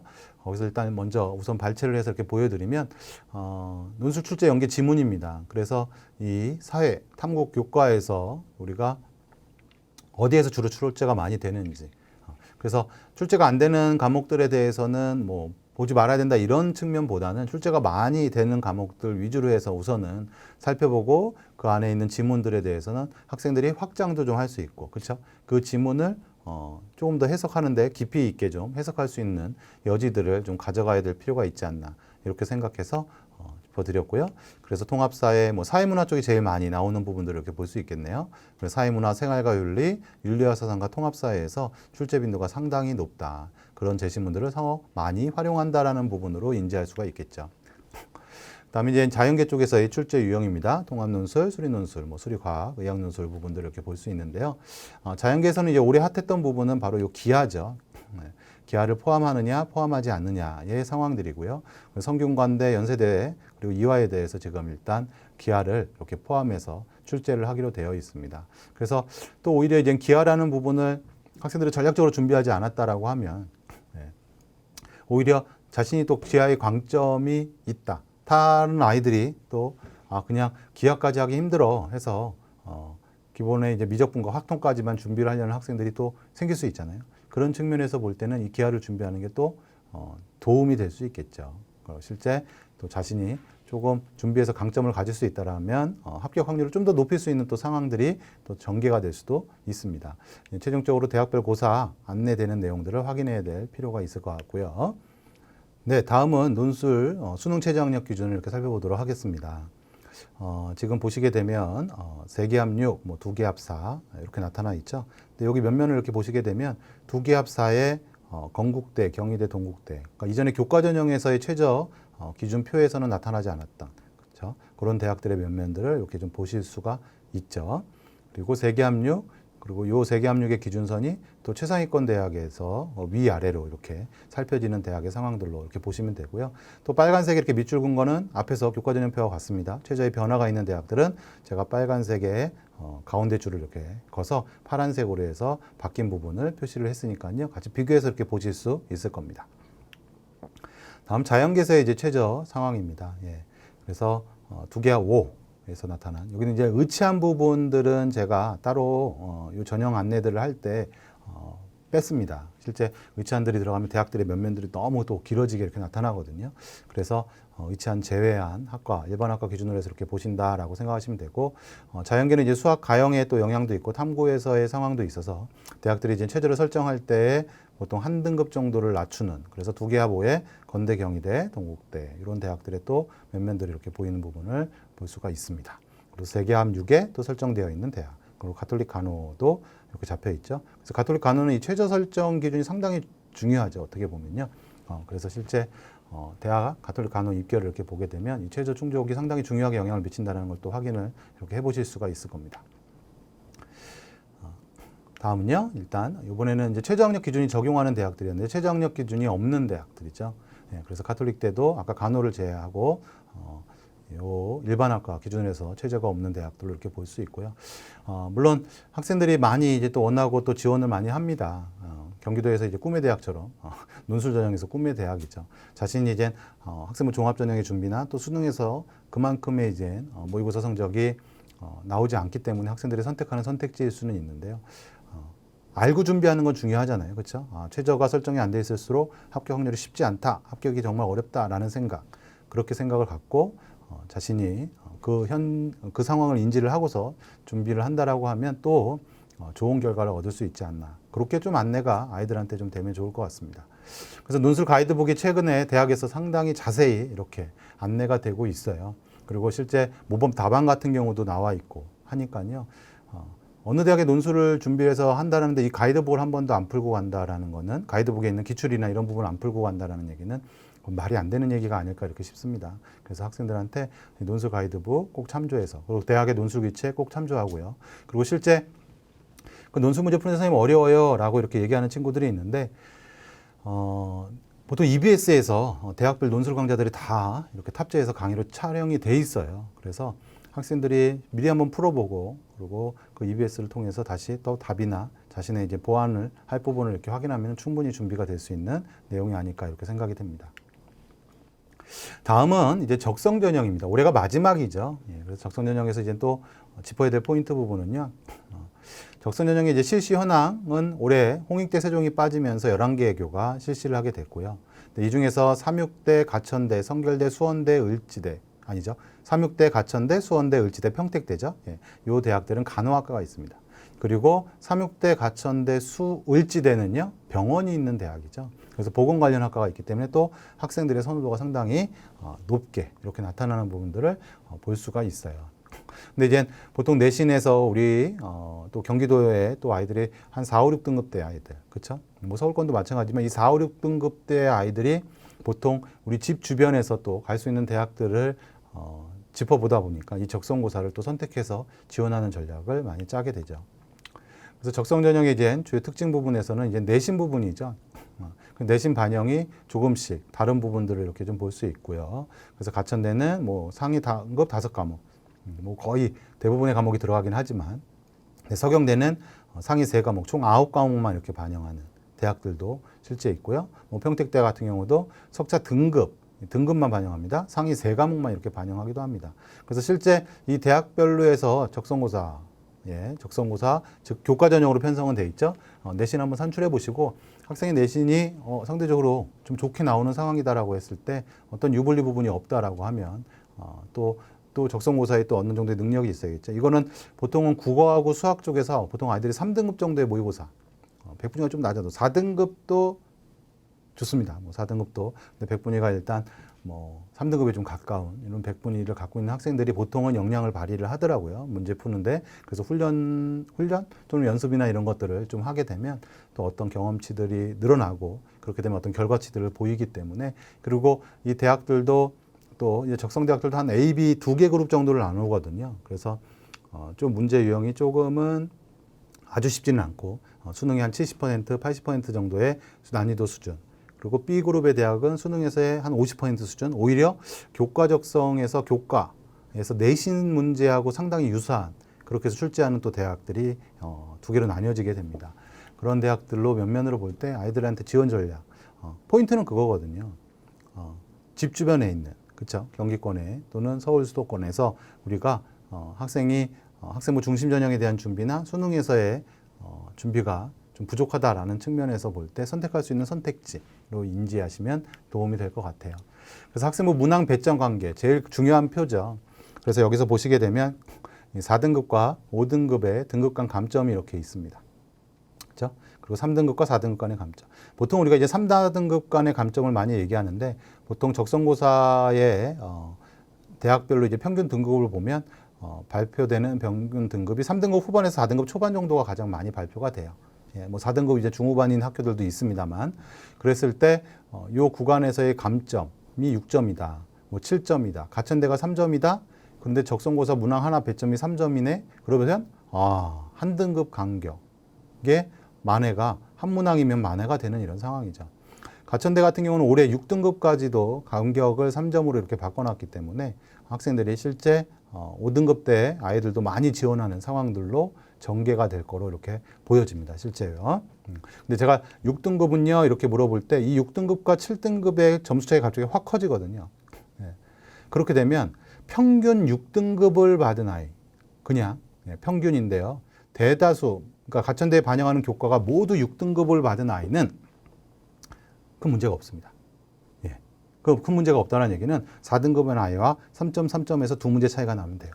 그런데 평균 6등급인데 이 학생이 5등급도 있고 7등급도 같이 있는 과목의 성적들을 보면 그렇게 될 경우에는 이 학생은 실제 점수는 더 대학의 환산 점수가 낮게 나오게 됩니다. 왜냐하면 7등급에 주는 점수가 다르기 때문에 그래요. 그래서 이거는 대학별로 한번 환산 점수를 산출해 볼 필요가 있으시고요. 그다음에 이제 또 뭐 수원대 같은 경우에도 6등급까지도 지원을 할 수 있는 상황들을 이렇게 만들어 놨고요. 실제 을지대 같은 경우에도 보시게 되면 적성고사 배점이 예전에 5, 6, 7이었는데 14점까지 바뀌었거든요. 그렇죠? 그래서 수학에서 단답형 문제에 배점을 높여놨습니다. 그리고 실제 올해 국어도 문항수를 5개를 정도를 줄였어요. 을지대에서요. 15개로 줄였기 때문에 그렇게 됐을 경우에 기본 총점이 영역별로 같다라고 보면 국어에 대해서 배점이 높아질 개연성이 분명히 있습니다. 최종 발표는 안 나 있지만 그렇게 될 경우에 한 등급 커버하는 게 어렵지 않게 한 문제 잘 맞히고 하면 또 커버할 수 있는 상황이 되죠. 그래서 을지대 같은 경우는 평균 6등급은 괜찮지만 그러니까 5등급 때까지도 다 지원을 할 수 있는 상황들로 이렇게 인지할 수가 있습니다. 제가 아까 그 6등급에 대한 얘기 이해되시죠? 그러니까 5등급 후반인 학생도 문제는 있어요. 어떤 학생이 이제 5등급 후반에 점수를 받았는데 그 5등급 후반에 평균 등급을 낼 때 7등급들이 있는 거예요. 과목에. 다른 건 뭐 3, 4등급이 있어서 실제 평균은 5등급 후반이 됐다라고 했을 때 이 학생은 실제 그 대학의 환산 점수를 놓고 보게 될 경우에는 안 좋은 상황들이 벌어질 수 있어요. 6등급 넘는 그때 충점을 가질 수도 있거든요. 그래서 이건 한번 학교에서 운영하는 내신 프로그램을 통해서 확인을 해보실 필요가 있을 것 같습니다. 자, 다음은 이제 입시 결과 분석과 이해 장르입니다. 자, 여기에서는 학령 인구 감소에 대한 얘기를 드릴 거고요. 제가 일단 뭐 등급별로의 상황들 이런 것들은 조금 빨리 이제 넘어가는 상황이 되면 나중에 캡처를 해서 이렇게 면면들을 좀 보시면 좋을 것 같아요. 지원을 고려하는 시점 과거를 들어보다. 그래, 수시 지원을 하기 전에, 그렇죠? 전년도 입결은 어땠었나라는 궁금증이 생기고 실제 자료들을 찾아보시잖아요. 우리가 거기서 이제 같이 나눌 얘기는 어떤 게 있냐, 한번 이렇게 있나 한번 살펴보겠습니다. 학령 인구의 감소, 전년도에 이제 인문계 학생들의 등급별 인원들을 산출을 해가지고 한번 실제 증감 인원들을 이렇게 극강 구간별로 이렇게 뽑아봤던 거고요. 그래서 실제 전년도에 제가 대교협의 대입 한국대학교육협의회죠. 거기에 이제 상담교사단들이 선생님들이 한 350분 전후가 계십니다. 이때 학예연수 때 이제 제가 발표를 했던 거죠. 실제 작년에도 제가 파견 근무를 나와 있었기 때문에요. 그래서 실제 인문계에서 2등급에서 0.2 정도, 3등급에서 0.3 정도의 하락이 예상이 됩니다라는 얘기를 발표를 실제 했었습니다. 그래서 이제 그 결과치들을 보고 싶은 거죠. 근데 제가 다시 이 얘기를 드린 이유는 잘 맞췄기 때문에 이런 자리에서 다시 한번 말씀을 드리는 게 아닐까요? 그렇죠? 고려대학교 이제 학교 추천 전형인데요. 거기에서 실제 25% 표는 보시는 부분은 아까 말씀 한번 드렸었죠. 그래서 하위 25%의 성적을 이렇게 보면 0.1은 아니지만 0.1에 가깝게. 왜냐하면 고려대는 이제 평균을 보게 되면 1.28 정도거든요. 예. 그러면 1등급에서 0.1 정도 떨어져야 되는데 같은 구간으로 이렇게 쪼개놓고 보면 단순하게 좀 말씀드리면 1.5등급의 평균을 갖고 있는 대학일 경우는 0.1 정도에 떨어지는 게 맞거든요. 1.5보다는 작기 때문에 0.1 미만의 점수를 이렇게 갖는다라고 생각했을 때 그런 경향성, 그런 추이를 충분히 딱 보여주고 있습니다. 네, 한번 확인해 보시고요. 그리고 이 빨간색 박스를 좀 보시면 돼요. 뭐 최저나 뭐 상위 25%가 되는 75% 선은 크게 보지 마시고 이 4개의 칸만 좀 비교해 보시면 될 것 같습니다. 서울시립대입니다. 서울시립대 1.5대의 평균을 갖고 있었기 때문에 0.1 정도에 떨어지는 하락을 예상을 해볼 수 있는데 실제 그에 유사하게 떨어지는 부분들을 보실 수 있죠. 신기하지 않으신가요? 저는 보면서도 상당히 신기했는데요. 네. 다음은 이제 광운대입니다. 광운대는 2등급 때 이전 연도에 평균을 갖고 있었기 때문에 0.1에서 0.2 정도 사이의 값을 가지면 되는데요. 실제 0.15 정도 전후로 해서 실제 성적들이 이렇게 떨어진 부분들을 확인할 수가 있습니다. 다음은 이제 단국대죠. 단국대는 이제 2등급 초반이기 때문에 0.15 정도에 떨어지는 레인지를 좀 예측해 볼 수가 있는데 실제 단국대는 그렇게 떨어지지 않았어요. 그럼 단국대는 뭔가 전형의 방법에 변화가 있었나? 뭐 이런 생각들을 해 보실 수 있죠. 근데 이제 그런 측면보다는 뭐냐 하면 그 지역의 거점 대학의 성격이 강한 거예요. 경기도에는 이렇게 지역 거점 대학들이 있죠. 일산 고양부터 시작을 하면 한국항공대가 있고요. 부천에 역곡에 있는 이제 또 카톨릭대가 있습니다. 그렇죠? 부천에. 그리고 이제 안산으로 오면 한양대 에리카가 있고요. 성남에 가천대, 그다음에 이제 죽전에 단국대, 수원에 경기대가 있죠. 이 대학들은 그 지역 주변에 있는 고교에서 학생들이 정말 많이 지원을 하는 대학이에요. 내신 뭐 1등급 후반부터 시작해서 2등급, 3등급 뭐 전형을 달리하면서 뭐 종합으로 지원하다 논술로 또 지원하기도 하고요. 그렇죠? 그렇게 해서 다양한 등급의 아이들이 실제 그 주변에 있는 고교에서 지원을 합니다. 왜냐하면 수시 6장의 카드 중에 그쵸 한두 장을 거기 대학을 쓰고 가는 거죠. 예. 그런 성향들을 볼 때 실제 풀 자체가 많다. 경쟁률도 확보가 높고요. 그렇죠? 그런 상황에서 성적이 그만큼 떨어지지 않는 면면들이 보일 수가 있는 거죠. 다음은 그런 거점 국립대의 성격, 거점 지역의 거점 대학이라고 제가 말씀드렸죠. 그런 대학의 성격이 충남대도 있죠. 그래서 충남대는 실제 떨어지지 않은, 물론 이게 평균값이에요. 대학에서 이제 어디가에 탑재해서 발표했었던, 예, 연초에 이렇게 발표했었던 평균값의 분포로 제가 작업을 한 거고요. 요 작업들로 이렇게 보게 되면 실제 떨어지지 않은, 그럼 충남대에도 그 주변에 있는 지역, 또는 수도권에서도 충남대는 또 국립대 또 지원을 또 많이 하잖아요. 그런 성향들로 나타나는 부분이 아닌가 이렇게 생각을 해볼 수 있고요. 그래서 이 거점 국립대도 실제 이 충남대가 평균 3등급대 정도였으면 0.2 정도 이상이 떨어져야 되는데 그렇지 않다 라는 부분, 보합세다. 물론 70% 컷으로 보면 분명히 전년도보다는 더 떨어진 부분이 보일 겁니다. 왜냐하면 그 70% 컷은 성적이 조금은 뒤로 처지는 상황들이 분명히 나타나기 때문에 그런 개연성들이 나타나겠지만 우리가 이제 평균값에서는 그런 부분들이 확연히 드러나지 않는다. 이렇게. 충북대 같은 경우도 뭐 2.84, 3등급 되니까 0.2 이상이 떨어져야 되는데 그렇게까지는 안 떨어지는 0.1 정도의 하락을 볼 수 있는 상황들을 이렇게 볼 수가 있습니다. 네. 다음은요. 수원대입니다. 그러면 좀 전에 이제 경기권에 있는 대학인데요. 그렇죠? 경기권에서 이 대학이 앞에서 이제 그 지역의 거점 대학이 아닌 그 뒤에 이제 차순위로 학생들이 또 많이 지원을 하는 대학이죠. 근데 그런 대학에서 오게 되면은 실제 2.8등급 정도였으면 0.2에서 0.3 정도 떨어졌는데 그 이상이 떨어진 결과치들이 보여지는 거죠. 예. 그러면 뒤로 대학의 평균 성적선이 뒤로 낮게 설정되는 대학들은 그 격차가 더 크게 나타나는 상황들을 우리가 예상해 볼 수가 있는 겁니다. 다음은 이제 카톨릭대죠. 카톨릭대 같은 경우에는 크게 떨어지지 않은 부분들의 면면을 이렇게 좀 볼 수가 있죠. 예, 평균값의 분포고요. 전년도에 실제 3등급까지 나타난 것들을 또 대학을 통해서 제가 직접 이렇게 확인을 했습니다. 하지만 이거는 달라진 부분이 있어서 그런 거죠. 전형의 변화가 있었던 겁니다. 왜냐하면 카톨릭대는 올해 2020 입시에서 이렇게 선발해서 학생들 받았을 때 그쵸, 한 학기를 뺐던 거죠. 그렇기 때문에 올해는 학령 인구 감소와 또 맞물려서 그렇죠. 그리고 실제 전년도 이제 학기 한 학기를 뺐지만 올해는 전 학기를 다 반영을 하는 상황이기 때문에 실제 성적들이 조금은 더 길게 분명히 잡힐 상황들. 그래서 전년도 입결을 그대로 보고 지원하면 안 되는 대학의 한 대학으로 또 기억을 꼭 하실 필요가 있는 거죠. 예. 그래서 카드에서는 지금 0.5 정도의 전후로 학과마다 차이는 있지만 그 정도는 기본적으로 예상을 하고 있는 수치거든요. 그렇게 됐을 때 이제 뭐 경쟁률이 좀 낮거나 그랬을 때는 더 폭이 크게 잡힐 수도 있습니다. 물론 그 부분은 추이를 잘 봐야 되겠죠. 예, 가천대 같은 경우에는 70% 컷의 분포거든요. 그래서 지금 좀 전에 봤었던 학교들의 그 면면들은 50% 컷인데 실제 70% 컷으로 가게 되면 그 폭이 이렇게 크게 떨어지는 부분들을 이렇게 면면을 볼 수 있어요. 그래서 지금 어디가에 70% 컷으로 이렇게 공개가 좀 돼 있죠. 그래서 그 부분을 좀 잘 인지를 하시고 실제 그 정도 선에서도 올해 학령 인구 감소의 영향이면 좀 더 떨어질 수 있는 상황들이 있다. 그리고 이런 분포도 있습니다. 상명대에서의 분포. 그래서 4년치를 이렇게 쭉 보게 되면 상명대는 전년도에 성적이 다 올라간 것처럼 이렇게 보여져요. 그렇죠? 뭐 경쟁률이 갑자기 치거나 이런 부분이 아닌데도 이렇게 올라간 부분이 해마다 우리가 이런 표현을 좀 그럴 수도 있지만 해거리를 하는 듯한 느낌을 이렇게 갖게 되죠.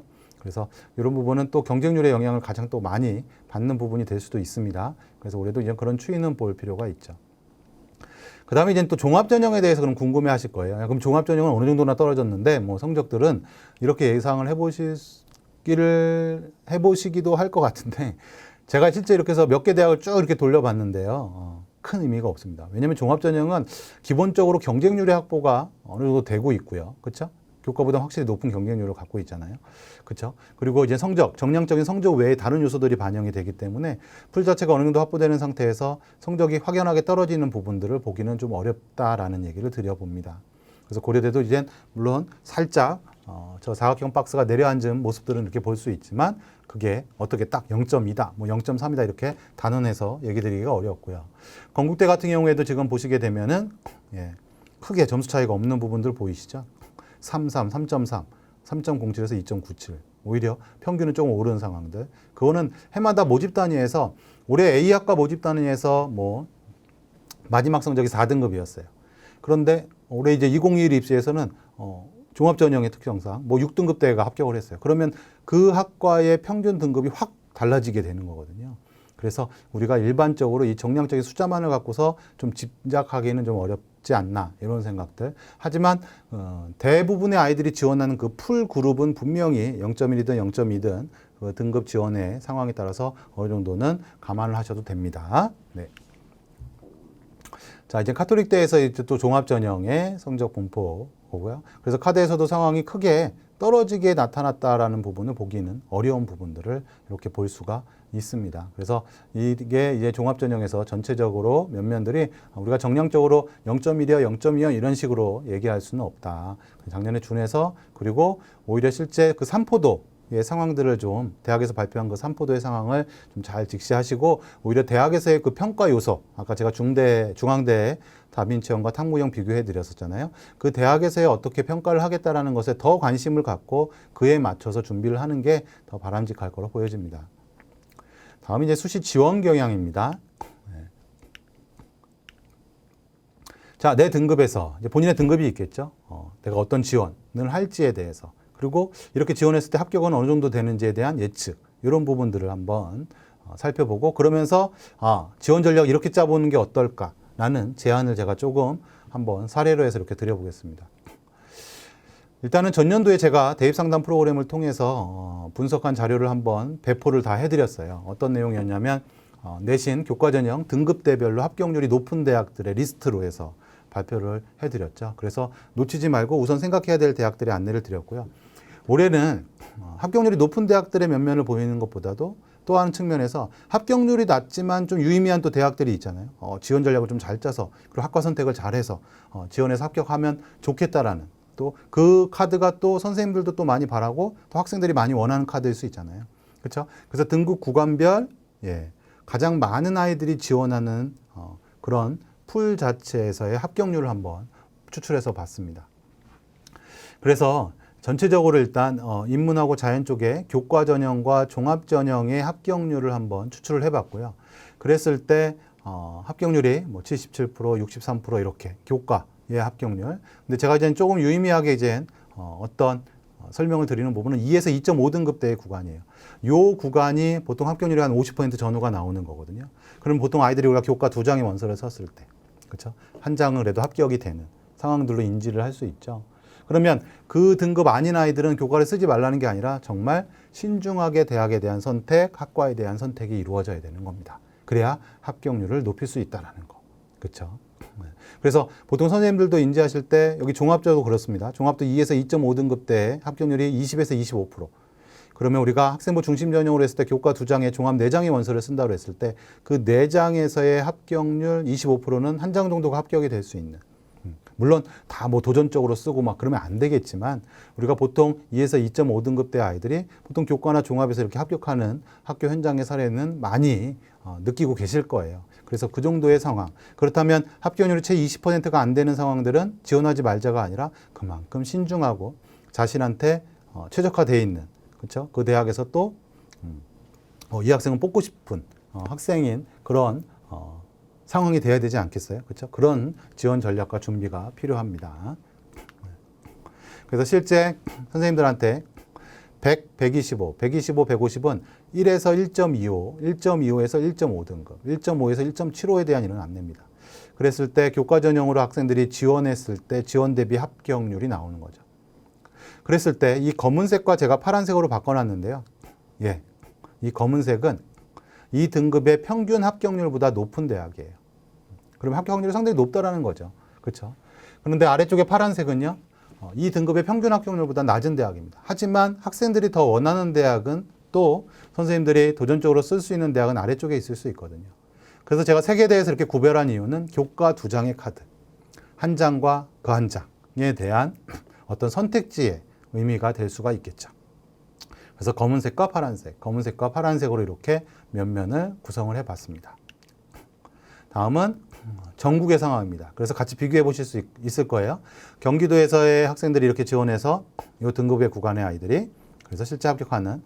다음에 하면은 전국에서 1에서 2등급 때까지 아이들이 지원해서 실제 합격하는 라는 상황이고요. 선생님들이 이렇게 팔로잉을 한번 해보시면 좋습니다. 중앙대학교가 이 등급에서 2등급으로 바뀌고 등급 구간이 바뀌면서 합격률이 떨어지는 상황. 부산대도 이렇게 해서 달라지는 상황. 근데 갑자기 떨어지는 폭이 크다라고 했을 때는 뭐 중대가 41%였는데 여기로 이렇게 떨어지게 되는 거는 요 등급에서 합격하는 학과가 많지 않은 그런 정보를 우리가 짐작해 볼 수 있죠. 다만 이 지금 등급에서의 내신 산출은 다 인문은 국영수사, 자연은 국영수 괄호에서 산출된 겁니다. 예, 그 부분은 꼭 인지하시고 뭐 대학별로 환산하는 점수가 확 다르다라고 했을 때는 선생님이 다른 관점으로 대학의 입결로 확인을 하실 필요가 있겠죠. 예. 다음 여기는 2에서 3등급까지의 상황들이고요. 다음은 전국에서 2에서 3등급입니다.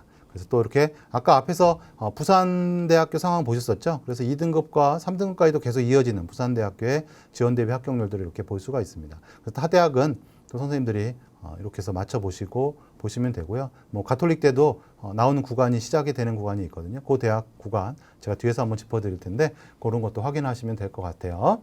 그래서 이 화면들은 이렇게 보여드리면서 넘어가는 상황이 되고요. 제가 말을 이렇게 안내를 짧게만 드리겠습니다. 그러니까 3등급 넘으면서는 수원 이남 지역의 대학들이 주로 잡히게 되고요. 그 다음에 이제 충청권의 대학들도 학생들이 같이 지원해서 합격하는 면면들. 그러면서 국립대가 여전히 남아있는 상황들의 대학들이 있거든요. 그래서 이 국립대에 대해서 또 선택지가 또 될 수 있기 때문에 물론 이제 최저가 적용이 되니까 그런 부분들을 좀 감안해서 지원 전략을 짜면 도움이 될 것 같습니다. 다음 또 3에서 4등급까지의 전국의 상황이 다르고요. 그래서 이거는 또 모집 인원의 크기에 따라서 실제 리스트가 잡히고 또 그 안에서 합격률이 잡힐 수도 있거든요. 그래서 그런 부분도 생각은 좀 하시면 좋을 것 같고 3에서 4등급 대가 되면 이제 지역에서는 또 지역 대학들의 교과 전형으로 선발을 많이 하는 대학들의 면면들이 이렇게 나타나게 됩니다. 자, 4에서 5등급까지의 상황이고요. 그다음에 전국 4에서 5등급까지의 상황입니다. 예. 그래서 캡처해서 이렇게 좀 내용들 이렇게 보시고 그 대학도 실제 이렇게 사례들을 또 어디 가서 또 세부적으로 이렇게 보시면 좋을 것 같아요. 그래서 여기 보면 여기 합격률 높네. 이 대학이 이 정도까지 합격률이야? 그래? 그러면 이 대학의 입결을 한번 볼까? 해서 그 어디가 사이트에 대입정보 자료실에 들어가셔서 그 대학의 실제 모집 단위별로의 입결을 이렇게 확인하시면 도움이 되실 것 같아요. 자, 자연계 1에서 2등급까지의 상황이고요. 실제 1등급 때 초반대를 보면은 의대들의 면면들이 이렇게 나타나죠. 예. 의과대학, 의치안 쪽의 대학들의 면면이 이렇게 나타나는 걸 볼 수 있고요. 그 다음에 전국적으로 또 1에서 2등급의 상황들 한번 보시고, 자, 2에서 3등급까지의 경기 지역에서 교과 전형 지원 대비 합격률, 그리고 검은색과 파란색이 갖는 의미, 한 장과 한 장의 카드를 구성을 할 때 이렇게 하나는 안정권, 적정권 또는 하나는 도전권으로 이렇게 작성할 수 있는 상황들이 있습니다. 2에서 3등급까지의 전국의 등급의 교과 전형 자연계 학생들 지원 대비 합격률이고요. 그래서 경기에는 안 잡히는데 전국에 잡힌다? 이거 왜 그럴지라는 생각, 그리고 그 대학에 대해서 좀 알아보고 하는 게 또 다른 선생님들이 진학하고 또 아이들의 상담을 하는 데 있어서 어떤 새로운 활로가 또 되실 수 있어요. 예, 그런 측면을 좀 살려주시면 좋을 것 같고요. 3에서 4등급까지의 경기, 3에서 4등급까지의 전국의 상황입니다. 다음 4에서 5등급까지의 경기 교과전형 지원 대비 합격률 보일 수 있고요. 다음에 4에서 5등급까지 전국의 합격률입니다. 이것도 같이 비교해서 보시면 좋을 것 같습니다. 그리고 뭐 학생이 이제 특성, 보건 계열이나 특정 학과들에 대해서 그 선호를 한다라고 했을 때는, 그랬을 때는, 그 내신 등급에서 뭐 지방의 국립대든 지역에 있는 대학들의 또 그 학과가 특성화학과로 이렇게 좀 운영이 된다라고 했을 경우에는 또 의외로 학생도 만족하고 선생님도 지도하는데 또 보람도 느낄 수 있는 대학들을 또 찾는 계기가 될 수도 있거든요. 다음은 이제 종합전형입니다. 종합전형 인문 합격률입니다. 그래서 1에서 2등급까지의 상황들 검은색 이렇게 보실 수 있고요. 그래서 검은색은 또 아까 말씀드렸죠? 네. 합격률. 네. 평균 합격률보다 높은 대학, 낮은 대학들 이렇게 면면들 볼 수 있고 종합전형에서 제가 말씀드렸던 이건 전국입니다. 또 전국의 상황들 이렇게 보시게 되면 인문 쪽에서는 교대들이 이렇게 들어오는 상황들을 보실 수 있을 거예요. 그렇죠? 그래서 교대들의 또 합격률을 이렇게 쫓아 가시게 되면 실제 합격률의 이렇게 변화 부분들을 이렇게 보실 수 있습니다. 부산교대가 53.19에서 59.22, 38.18 이렇게 23.65 그렇죠? 이렇게 달라지는 부분을 보실 수 있고요. 인문 2에서 3등급까지의 합격률이고요. 그래서 채 20%가 안 되는 합격률의 대학들의 면면들이 이렇게 있죠. 그래서 2에서 3등급까지의 전국 또 상황들입니다. 그리고 인하대가 이렇게 들어가 있는 이유는 인하대는 이 등급에서의 교과 전형 합격률보다 종합의 합격률이 더 높은 상황이에요. 오, 놀랍죠. 그러니까 선생님들이 이제 그런 부분도 한번 찾아보시면 상당히 의미가 있습니다.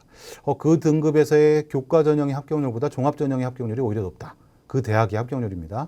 그렇게 될 경우에는 오히려 종합 전형에 대한 지원이 또 오히려 의미가 더 있을 수도 있겠죠, 분명히요. 예. 3에서 4등급까지의 경기 지역 지원, 그리고 파란색이 점점 많아지는 부분. 이런 부분들은 종합전형을 아이들이, 이 등급대 아이들이 정말 많이 흩어지면서 이제 많이 지원하게 되는 그런 상황들을 좀 짐작해 볼 수 있고요. 그리고 합격률이 조금씩 이제 현저하게 낮아지는 상황들을 직감할 수 있습니다. 다음은 이제 전국적인 상황들이고요. 예, 다음 또 볼게요. 다음 이제 4에서 5, 이제 3등급, 4등급까지 종합전형은 전국 데이터는 이제 4등급 정도까지만 보는 거로 이렇게 안내를 하고요. 1에서 2등급까지 이제 종합전형 자연계의 합격률입니다. 그래서 또 1등급 때는 이제 또 보이시죠? 네, 그렇죠. 의치안이 보이는 부분. 그 다음에 이제 자연계 특성상 이스트 계열이라고 그러죠. 우리가 카이스트든 뭐 디지스트든 지스트든 이런 이스트 계열의 학교들을 볼 수가 있습니다. 전국적으로는 바로 그 이스트 계열의 합격률이 더 높게 나오는, 경기 쪽에서는 앞에 거 다시 보시면 물론 이스트도 있지만 타 대학에 대한 합격률이 더 높게 나오는 이런 상황들을 서로 비교하게 되면 매우 유의미하게 또 이렇게 보실 수 있습니다. 자, 그 다음에 경기 2에서 3등급까지 합격률이고요. 다음은 전국에서 2에서 3등급. 근데 또 여기 빨간색 들어온 부분 이해되시죠? 전국적으로 여기 교과 전형의 합격률보다 종합 전형의 합격률이 오히려 높은 이 대학들을 또 이렇게 보실 수 있어요. 다음 3에서 4등급까지 합격률. 그 다음에 3에서 4등급까지 전국에서의 합격률입니다. 그래서 3.5 이후로 넘어가면 또 지방의 대학들의 면면들이 더 강하게 나타나는 부분들을 좀 볼 수가 있고요. 그 다음에 일단 종합전형에서 제가 이거는 또 발췌를 좀 이렇게 해서 온 거는 인문 쪽의 등급별 합격률인데 3에서 4등급 대 학생들이 정말 고민이 많은 구간이 요 구간이거든요. 종합전형을 지원을 할 때. 물론 다른 구간도 고민들 많겠지만 실제 아까 전에 합격률도 낮아지고 상당히 풀이 넓어지는 걸 이렇게 보셨었죠. 근데 2등급 때까지는 이제 보통 전국적으로 바라보는 대학들이나 이런 부분들 또 지원하는 풀이 많이 겹치는 예상이 많이 되는 부분인데 이 3등급에서 4등급까지의 아이들이 지원했을 때 실제 그 등급에서의 지원 대비 합격률보다는 높은 대학들, 여기 카톨릭대도 이렇게 보이시죠. 예, 그런 대학들의 면면을 이렇게 보실 수가 있습니다. 예, 그 대학들. 그래서 실제 합격률이 낮은 대학들보다는 이런 대학들이 또 우리가 경기도에서의 또 지역 거점 대학이고 하니까 그런 지원 전략을 또 짜는 것도 경기도의 학생이라면 그런 것도 하나의 방향이 또 될 수도 있을 거로 보여지고요. 왜냐하면 실제 그때 그 급간에서의 종합전형 합격률보다는 높은 대학들이거든요. 예. 자연계서의 역시 또 등급별 합격률 이렇게 면면들을 또 볼 수가 있습니다. 그래서 이 빨간색 부분이 그 등급에서의 합격률보다 평균 합격률보다는 높은 대학들. 그러면 학생들이 성적은 이 정도, 그리고 내가 준비를 좀 더 잘 한다라고 그러면 또 그 합격에, 그 합격률에 또 포함되는 학생이 또 될 수 있는 개연성이 충분히 있다라고 얘기를 드려보고요. 그 다음에 이제 대학별 타전형 합격 경향입니다. 예. 그래서 이제 서울대 인문, 네, 지역균형으로 해서 또는 일반 전형으로 해서 합격률이죠. 근데 이제 조금 아이러니한 건 서울대를 지역균형으로 지원한 아이들이 타 대학의 지원 대비 합격률인데 우리가 보통 지역균형을 지원했으면 연대에서 면접형에 대해서 합격률이 높겠다라고 생각하는데 의외로 활동 수용이 높아요. 그런데 이게 일반 전형에서도 나타나요. 일반 전형에서도 면접형의 합격률이 24.3인데요. 활동 우수형은 24.4. 반대로 나타난다는 얘기입니다. 그래서 지역균형과 일반 전형에 대해서 우리가 일반 전형이면 또 활동 수용이 합격률이 높지 않을까라고 생각하는데 그 반대 상황이 이렇게 있다라는 거. 좀 아이러니하지 않으세요? 자연계도 그렇습니다. 자연계도 지역균형으로 지원한 아이들이 연대에서 면접형은 26.1이고요. 활동 우수형은 37.7이에요. 반대로 일반 전형은요. 면접형이 20.9, 활동 우수형은 19.5. 이거는 크게 차이가 나타나지 않는 부분이죠. 그래서 우리가 일단 일반적으로 학교 현장에서 인지하던 것과 다른 그런 합격률 또는 실제 이 대학하고 이 대학의 합격률이 높게 나오네, 같이 맞물리는 부분들, 아이들이 지원을 같이 하고 있던 그런 부분들. 지금 이 리스트 순서는 서울대 자연에서 지역균형을 지원한 아이들이 어디를 가장 많이 지원하는지 그 순서 리스트입니다. 근데 그 리스트 순서 대비 합격률, 지원 대비 합격률로 실제 합격률은 어디에서 높게 나타나는지들을 확인하실 수 있죠. 자, 연대의 상황에서도 그래서 제가 빨간색 부분으로 표시한 부분은 그 상위 10개 정도 대학들 그리고 실제 합격률이 다른 대학보다는 확연하게 높게 나타나는 부분들만 이렇게 빨간색으로 표현을 해드린 거예요. 이런 내용들 한번 보시면 도움이 될 거예요. 요 지원을 하려고 할 때, 야, 너 연대 자연인데, 그래, 너 면접형 지원할 거야? 그럼 타 대학 6장의 카드는 어떻게 구성하는 게 나을까? 대다수의 아이들이 이렇게 지원을 해. 그럼 너도 무조건 이렇게 해야 돼. 뭐 이거는 아닐 수는 있지만, 야, 이런 지원 경향을 갖고 있어. 그리고 상대적으로 어디가 합격이 높아? 그리고 네가 교과는 어디로 짚는 게 좋겠다. 이런 부분에 대해서 학생들과 상담을 하시는데 도움이 충분히 되실 겁니다. 뭐 그 대학의 개수가 6개가 아니라 20개까지의 리스트를 이렇게 보여드렸기 때문에요. 그 다음에 아까 말씀드렸던 것처럼 그 교과 전형에서의 합격 등급간 합격률을 아시잖아요. 그 표가 기준이라고 생각하시면 돼요. 그 합격률보다는 높게 지원한다는 얘기는 안정성을 좀 더 확보하는 거고 그렇지 않고 낮게 한다는 얘기는 도전적이고 또 상향의 카드가 될 수 있다라는 거로 인지하시면 도움이 될 겁니다. 자, 고려대 학교 추천의 상황들도 이와 같이 합격률 부분들 좀 높게 나타나는 부분들의 학교들 면면들을 좀 보실 수 있고요. 네, 고려대 학교 추천 2와 일반 전형을 서로 또 이렇게 비교를 했습니다. 그리고 투트랙을 쓸 때 그 일반 전형의 성격이 있는 그리고 고교 유형이 다양하게 들어오는 그 전형에서는 합격률이 상대적으로 높게 나타나지 않는 부분들을 좀 볼 수가 있는 게 일반적인 현상입니다. 고려대 자연에서 뭐 합격률이 성대를 진짜 아이들이 일반 전형 쓰는 아이들이 많이 쓰는데 합격률도 거기가 높게 나오는 그럼 이거는 아이들이 또 만족도가 높을 수 있죠. 상대적으로 지원을 그렇게 하는데 실제 합격률도 높게 나오는 상황들을 볼 수 있고요. 타 전형에 비해서 나타나는 부분입니다. 자, 서강대의 상황들 이렇게 한번 또 면면들 보시고요. 그러니까 아래쪽에서 합격률이 높은 대학들이 있어요. 그렇죠? 서강대 학업평 쓰는 아이들이 오히려 경희대에서 합격률 높게 나오고 60% 최고 합격률은 여기지만 대다수의 아이들은 이 대학들을 또 선호하면서 지원을 한다는 얘기죠. 그렇죠? 그리고 네오르네상스를 많이 지원하지만 11%밖에 안 되고 실제 고교 연계는 64%. 물론 갖추고 있는 성적이나 이런 게 좀 달라서 나타날 수 있는 부분도 있지만 이런 부분에 대해서는 알고 있는 것과 모르고 있는 건 분명히 차이가 있다라고 볼 수 있죠. 다음은 이제 서강대 자연이고요. 화면을 좀 빨리 넘기도록 하겠습니다. 서강대 자연 화면 상황들 이렇게 보시고요. 그 다음에 성균관대 인문 학과 모집과 계열 모집 지원한 아이들이 타 대학에서 어디에서 합격을 하는지 그리고 그때의 합격률들을 이렇게 또 살펴볼 수가 있죠. 성균관대 자연입니다. 네, 제가 뭐 이 자료로 한 장 한 장씩 같이 얘기 나누고 이렇게 할 수도 있지만 일단 뭐 대학별의 상황은 또 임병훈 선생님이 또 강의들을 또 세부적으로 또 해주시니까 저하고는 여기서 이렇게 경향성들을 이렇게 확인을 하고 가면 좋을 것 같아요. 네. 자, 한양대 교과와 종합에 대한 합격률이 이렇게 보여지고 있고요. 네.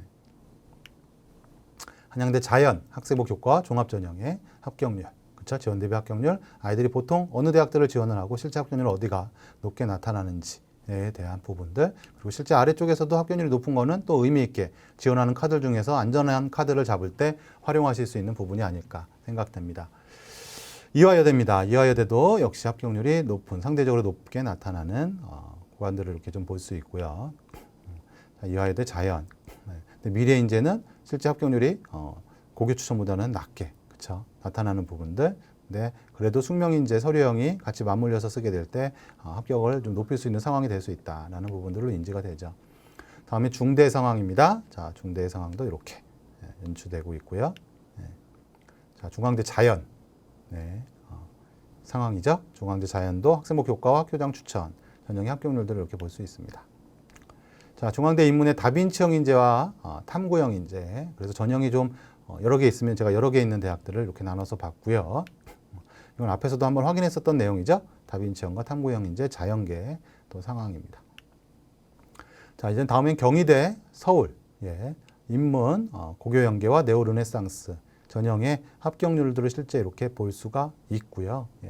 그다음에 경희대 서울 자연계 캠퍼스의 상황도 이렇게 볼 수 있습니다. 경희대 서울이 아닌 이제 국제 캠퍼스에서 인문 고교 연계 전형과 네오 르네상스 전형의 또 지원 대비 합격률이 좀 서울하고는 좀 다른 면들이 있어요. 그리고 나타나는 대학들도 좀 다른 면들이 있거든요. 뭐 여기는 아주대가 또 이렇게 들어오는 상황들도 이렇게 볼 수 있고요. 같은 맥락에서 보시면 좋을 것 같고 고교 연계와 네오 르네상스 전형에서 실제 자연계 국제 캠퍼스에서 실제 지원 대비 합격률들을 볼 수 있습니다. 그래서 제가 요거를 갖고서 작업을 하나 한번 해보려고 합니다. 경희대의 이제 상황들이었죠. 그래서 경희대 종합전형을 지원한다. 서울 캠퍼스를 일단 기준으로 보고요. 그랬을 때 종합전형의 합격률을 보게 되면 이렇게 달라지죠. 예. 그렇죠? 어디에서 극관이 좀 떨어지는지 보실 수 있죠. 그래서 2등급 넘게 됐을 때 합격률이 13% 정도밖에 안 나와요. 그렇죠? 10%, 9%, 3%까지 떨어집니다. 자, 그러면 2등급까지 2에서 2.25등급의 아이들이 경희대 종합전형을 지원한다. 그러면 상향 지원이 되겠죠? 상향 카드가 되는 겁니다. 어떻게 보면. 그랬을 때 교과 전형으로 해서 지원할 수 있는 대학의 면면들을 볼 수 있는 거예요. 그럼 이 자료는 어디서 보시면 되냐면, 그렇죠. 아까 2에서 2.25등급의 교과 전형 합격률을 보시면 되죠. 그러면 그 구간에서의 교과 전형으로 이 대학들의 합격률이 이렇게 나옵니다. 그러면 6장의 카드 중에서 2장의 교과 전형을 구성을 할 때 선생님들이 선택할 수 있는 선택지가 되죠. 그 다음에요, 이제 종합 전형입니다. 구성하는 방법이에요. 지금의 자료를 이렇게 보시고. 종합 전형으로 해서 숙명여대, 동대 이렇게 해서 이거는 이제 경희대 제가 그 구간 2에서 2.25 등급 구간에서 종합 전형에서 합격률이 20% 이상 높게 나오는 대학. 왜냐하면 우리가 지금 학생이 경희대를 상향의 카드로 썼기 때문에. 그랬을 때 실제 합격률이 조금 높게 나오는 대학들의 면면이죠. 그럼 이 중에서 종합 전형의 카드 4장을 선택할 수 있습니다. 그때 참조할 게 무엇이냐면 바로 경희대의 고교 연계를 지원한 아이들이 타 대학에서 어디에 합격했는지의 합격률을 비교해 보실 수가 있는 거죠. 경희대 네오르네상스 전형에 지원한 아이들이 타 대학에서 어디에 합격했는지를 또 이렇게 확인하실 수 있는 겁니다. 그러면서 야, 합격 확률을 높일 수 있는 카드는 여기다, 여기다, 여기다 이렇게 잡으실 수 있죠. 경희대 고교연계 지원 대비를 지원한 아이들이 실제 이 아래 뭐 나와 있는 지금 홍익대, 세종대, 숭실대 이 대학들의 합격률이 안 나타나요. 많지 않다라는 얘기죠. 그럼 반대로 실제 이 등급에서 여기에서 이 대학들의 합격률들을 볼 때 상당히 유의미할 수 있거든요. 그러면 선택지가 될 수가 있는 상황들이 되죠. 고교연계를 지원했을 때 또는 네오르네상스를 지원했을 때. 이 작업을 한번 해보시면 도움이 될 것 같아요. 제가 뭐 대학별로 다 이렇게 해서 보여드리면 좋겠지만 그것보다는 오히려 선생님들이 내가 이 학교, 이 대학을 지원한다라고 했을 때 그 내신, 우리 학생의 내신에서 교과 전형 합격률을 놓으시고 그 다음에 종합 전형에서 구간 합격률을 놓으신 다음에 그 대학에 지원한 전형별 지원한 학생들이 타 대학에서 합격한 합격 확률을 이렇게 매칭하게 되면 그림이 그려지지 않으실까요? 네, 그렇게 해서면 그림이 그려지실 것 같습니다. 네.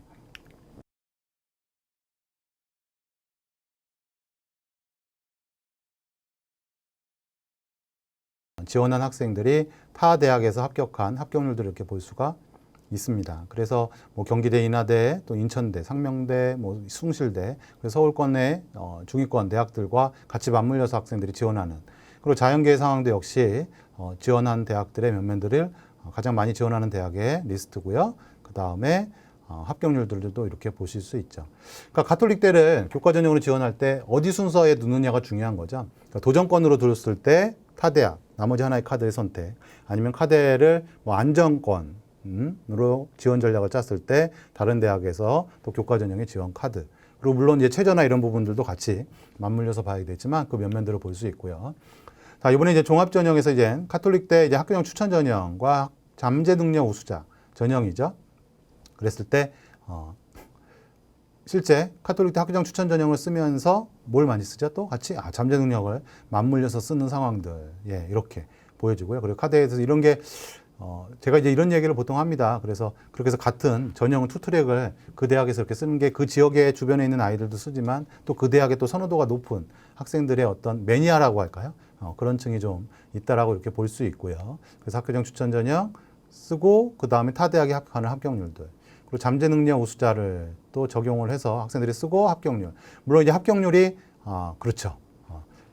퍼센티지가 낮아진 게 보이시죠? 네. 그래서 교과 전형보다 분명히 낮지만 분명히 가톨릭대를 지원하는 종합 전형에서의 그 등급 때 종합 전형 평균 합격률보다는 높게 나오고 있는 거거든요. 이런 부분들의 학교들은요. 그래서 지원 전략을 짤 때 같이 잡고서 이렇게 생각하시면 도움이 될 내용들입니다. 자연계의 상황이고요. 학교장 추천 전형 쓰는 아이들이 타 대학의 합격 상황. 잠재 능력 우수자에 또 적용해서 또 전형을 쓰는 아이들이 자연계 아이들이 또 타 대학에 어디에 이렇게 합격들을 하고 있는지에 대한 면면들을 좀 볼 수 있고 이제 중위권 대학들 선으로 이렇게 내려오면 서울 중위권 또는 경기권에서 거점 대학들, 지역의 거점 대학들 이렇게 성격으로 내려오게 되면 종합 전형에 대한 지원들도 많이 이루어지지만 실제 교과도 같이 많이 맞물리는 상황들을 이렇게 볼 수가 있습니다. 그래서 교과 전형들도 도입이 돼서 이렇게 들어오기 때문에 같은 상황으로 보시면 될 것 같고요. 실제 이제 이 상황을 갖고서 좀 전에 경희대 작업했던 것처럼 또 제가 카톨릭대하고 한번 카톨릭대하고 카톨릭대 입시 여기 합격률을 갖고서 한번 또 작업을 해봤습니다. 그래서 2.75에서 3등급부터 교과 전형의 카톨릭대에 많은 아이들이 지원을 합니다. 그러니까 2.5에서 2.75에 없다라는 게 아니라 그때 표본이 많이 움직이지 않는 상황이라고 보여지면 되고요. 2.75에서 3등급 때 합격률, 그 다음에 3에서 3.25 종합전형의 합격률입니다. 3.25에서 3.5에서 3.75에서 이렇게 합격률이 조금씩 떨어지는 상황들을 이렇게 볼 수 있는데요. 실제 내가 가톨릭대 종합전형으로 지원을 한다라고 했을 때 그 구간에서의 교과 전형의 합격률이에요. 자, 그러면 교과 전형에 카톨릭대도 들어오죠. 이 교과 전형의 합격률을 놓고 보고 그랬을 때 내가 교과 전형으로 이제 지원할 수 있는 카드들에 대한 선택들을 좀 생각해 보실 수 있겠죠. 그리고 진짜 교과 전형의 합격률이 좀 유의미한 대학들을 제가 앞에서 등급간 그 표에서 보여드린 거고요. 그 다음에 이제 종합 전형에서 이제 구간 합격률이 또 이렇게 나옵니다. 그래서 이 구간은 또 역시 3에서 3.25 등급에서 대학별 구간 합격률이고요. 그랬을 때 카톨릭대 학교장 추천을 지원했을 때 지원 대비 합격률이 옆에 이렇게 나오죠. 잠재 능력 우수자를 지원했을 때 요 대학들의 합격률이 이렇게 나오죠. 그랬을 때 서로 이제 매칭을 좀 해보시면 카드를 지원을 하면서 내가 타 대학의 교과 또는 종합 전형에 대한 지원 전략을 구축을 하실 수 있을 거예요. 자, 요 표 하나 이렇게 만들어서 지금 앞에 제가 교과 전형 등급별 합격률, 그다음에 종합 전형의 등급별 합격률을 제공해 드렸잖아요. 그래서 그 내용들 뭐 캡처해 가지고 출력해 놓으신 다음에 학생의 대학 어느 대학에 지원을 한다라고 했을 때 실제 교과 전형으로 어떻게 구성을 하는 게, 종합 전형으로 어떻게 구성하는 게 유의미하고 또 지원 전략이 되는지에 대해서 한번 고민하시면 정말 도움이 되실 거라고 제가 조심스럽지만 또 강하게 이렇게 추천을 한번 해드립니다. 대입정보 포탈 어디 갑니다. 그래서 많은 자료가 출제가 되어 있고요. 여기 전략 자료실에 보시면 실제 사교육에서도 자료를 갖다가 이렇게 쓰는 그래서 그걸 인용을 해서 실제 언론상이나 이런 데서 많이 보셨을 거예요. 그래서 학생들에게 대입정보에 대한 검색, 선생님들이 또 검색하셔도 되죠. 이건 뭐 학생 용어는 아니니까요. 그래서 검색도 해보시고 전형도 검색해보시고 학과에 대한 검색들도 해보시고요. 그리고 그 내용들을 토대로 해서 실제 대학 입학 정보, 아까 자료실이라고 그랬죠. 대입정보 자료실에 보시면 성적 결과들도 다 있으니까 일정 부분 확인하시고 또 학생들한테 성적을 거기다 한번 입력하라고 해보세요. 이거는 어디 뭐 사교육에 나가는 게 아닙니다. 교육부의 사업으로 해서 운영되는 거니까 성적 입력해서 실제 아이들과 상담하실 때 거기서 바로 매칭해서 또 이렇게 볼 수 있는 상황이 되시니까요. 그리고 또 궁금하신 거 있으면 학생들한테 거기 온라인에 상담하라고 이렇게 안내해 주셔도 되고 또 선생님들도 궁금하신 게 있으면 안내 이렇게 상담하시면 됩니다. 뭐 선생님이라고 해서 또 선생님이 아니라고 해서 저희가 상담의 내용이 달라지고 이런 부분은 아니니까요. 선생님들도 회원가입하셔서 이렇게 상담하시면 또 도움을 또 세세하게 자 고민이 있어요. 이 대학, 이 전형 고민이 있을 때 한번 또 상담 선생님들 또 의견들도 이렇게 해서 들어보는 것도 도움이 되실 수 있으니까요. 한번 참조하시면 도움이 될 것 같고요. 그다음에 내신 성적, 우리가 지금 성적 기반으로 해서 뭐 교과나 또 종합에 대해서 어떤 지원 대비 합격률이든 이런 걸 봤지만 그게 어떤 기준은 되는 거죠. 일단 1차적인 기준이죠. 아이의 지원 전략을 짤 때 그런 1차적인 기준. 근데 그 내신 성적을 바라볼 때 이걸 최저를 적용을 해서 지원을 하느냐 또는 서류를 준비를 해가지고 종합전형으로 이렇게 지원을 하느냐 또는 아니면 아이의 모의고사가 상대적으로 높다라고 했을 때 정시를 준비하면서 논술에 대한 선택지 그랬을 때 아이들한테 해줄 수 있는 얘기 이런 부분들이 오늘 강의의 좀 핵심이었고요. 그래서 내신 성적, 모의고사 성적 이것의 기준선을 잡자. 어디서 잡자고 그랬죠? 어디가에서 1차적으로 기준선을 잡고 이거는 고3의 학생들에만 해당되는 게 아니라 고1의 학생들한테도 충분히 얘기해 주실 수 있는 얘기고 꼭 또 아이들이 자기의 목표점 그리고 자기의 현실의 상황들 이런 것들을 짚는데 도움이 되는 부분이니까요. 그런 정보가 잘 활용이 되면 좋을 것 같습니다. 자, 속도가 아니고 방향이다. 이런 얘기로 마무리를 드립니다. 그래서 우리가 대학에서 뭐 A대학, B대학, C대학에 어떤 입시 결과를 만드는 것도 중요할 수는 있죠. 지금 고3에서 또 당면한 문제고 또 학생의 당면한 학부모님들이 또 당면한 문제이기도 하지만 어떤 과정을 가느냐가 과정을 거치느냐가 중요하지 않나 이렇게 생각을 하고요. 어떤 방향성을 갖느냐가 중요하지 않나 이렇게 생각을 합니다. 그래서 선생님들도 어려운 시간 또 내서 바쁘신데도 이 강의 이렇게 듣고 계실 텐데 우리가 어떤 정보를 잘 또 해석을 하고 또 얻어서 학생들한테 얘기를 해줬을 때, 그렇죠? 또 학생들이 또 학교 교육이나 또 공교육에 대해서 더 신뢰도가 생기고 그런 과정 속에서 서로의 피드백이나 이런 부분들이 어떤 교육의 긍정적인 방향, 긍정적인 에너지, 긍정적인 시너지가 발생할 수 있지 않을까 생각이 되고요. 저도 또 여러 연구를 통해서 또 선생님들 찾아뵙고 또 안내를 또 앞으로도 이렇게 드리도록 하겠습니다. 코로나로 어려운데 가장 중요한 건 건강이겠죠. 건강 잘 유념하시고 또 잘 챙기시고요. 올해 교정에서도 조금 더 행복한 하루하루가 앞으로는 더 전개되길 진심으로 기원드리며 오늘 강의 여기서 마치도록 하겠습니다. 예, 경청해 주셔서 감사하고요. 다음에 또 뵙도록 하겠습니다.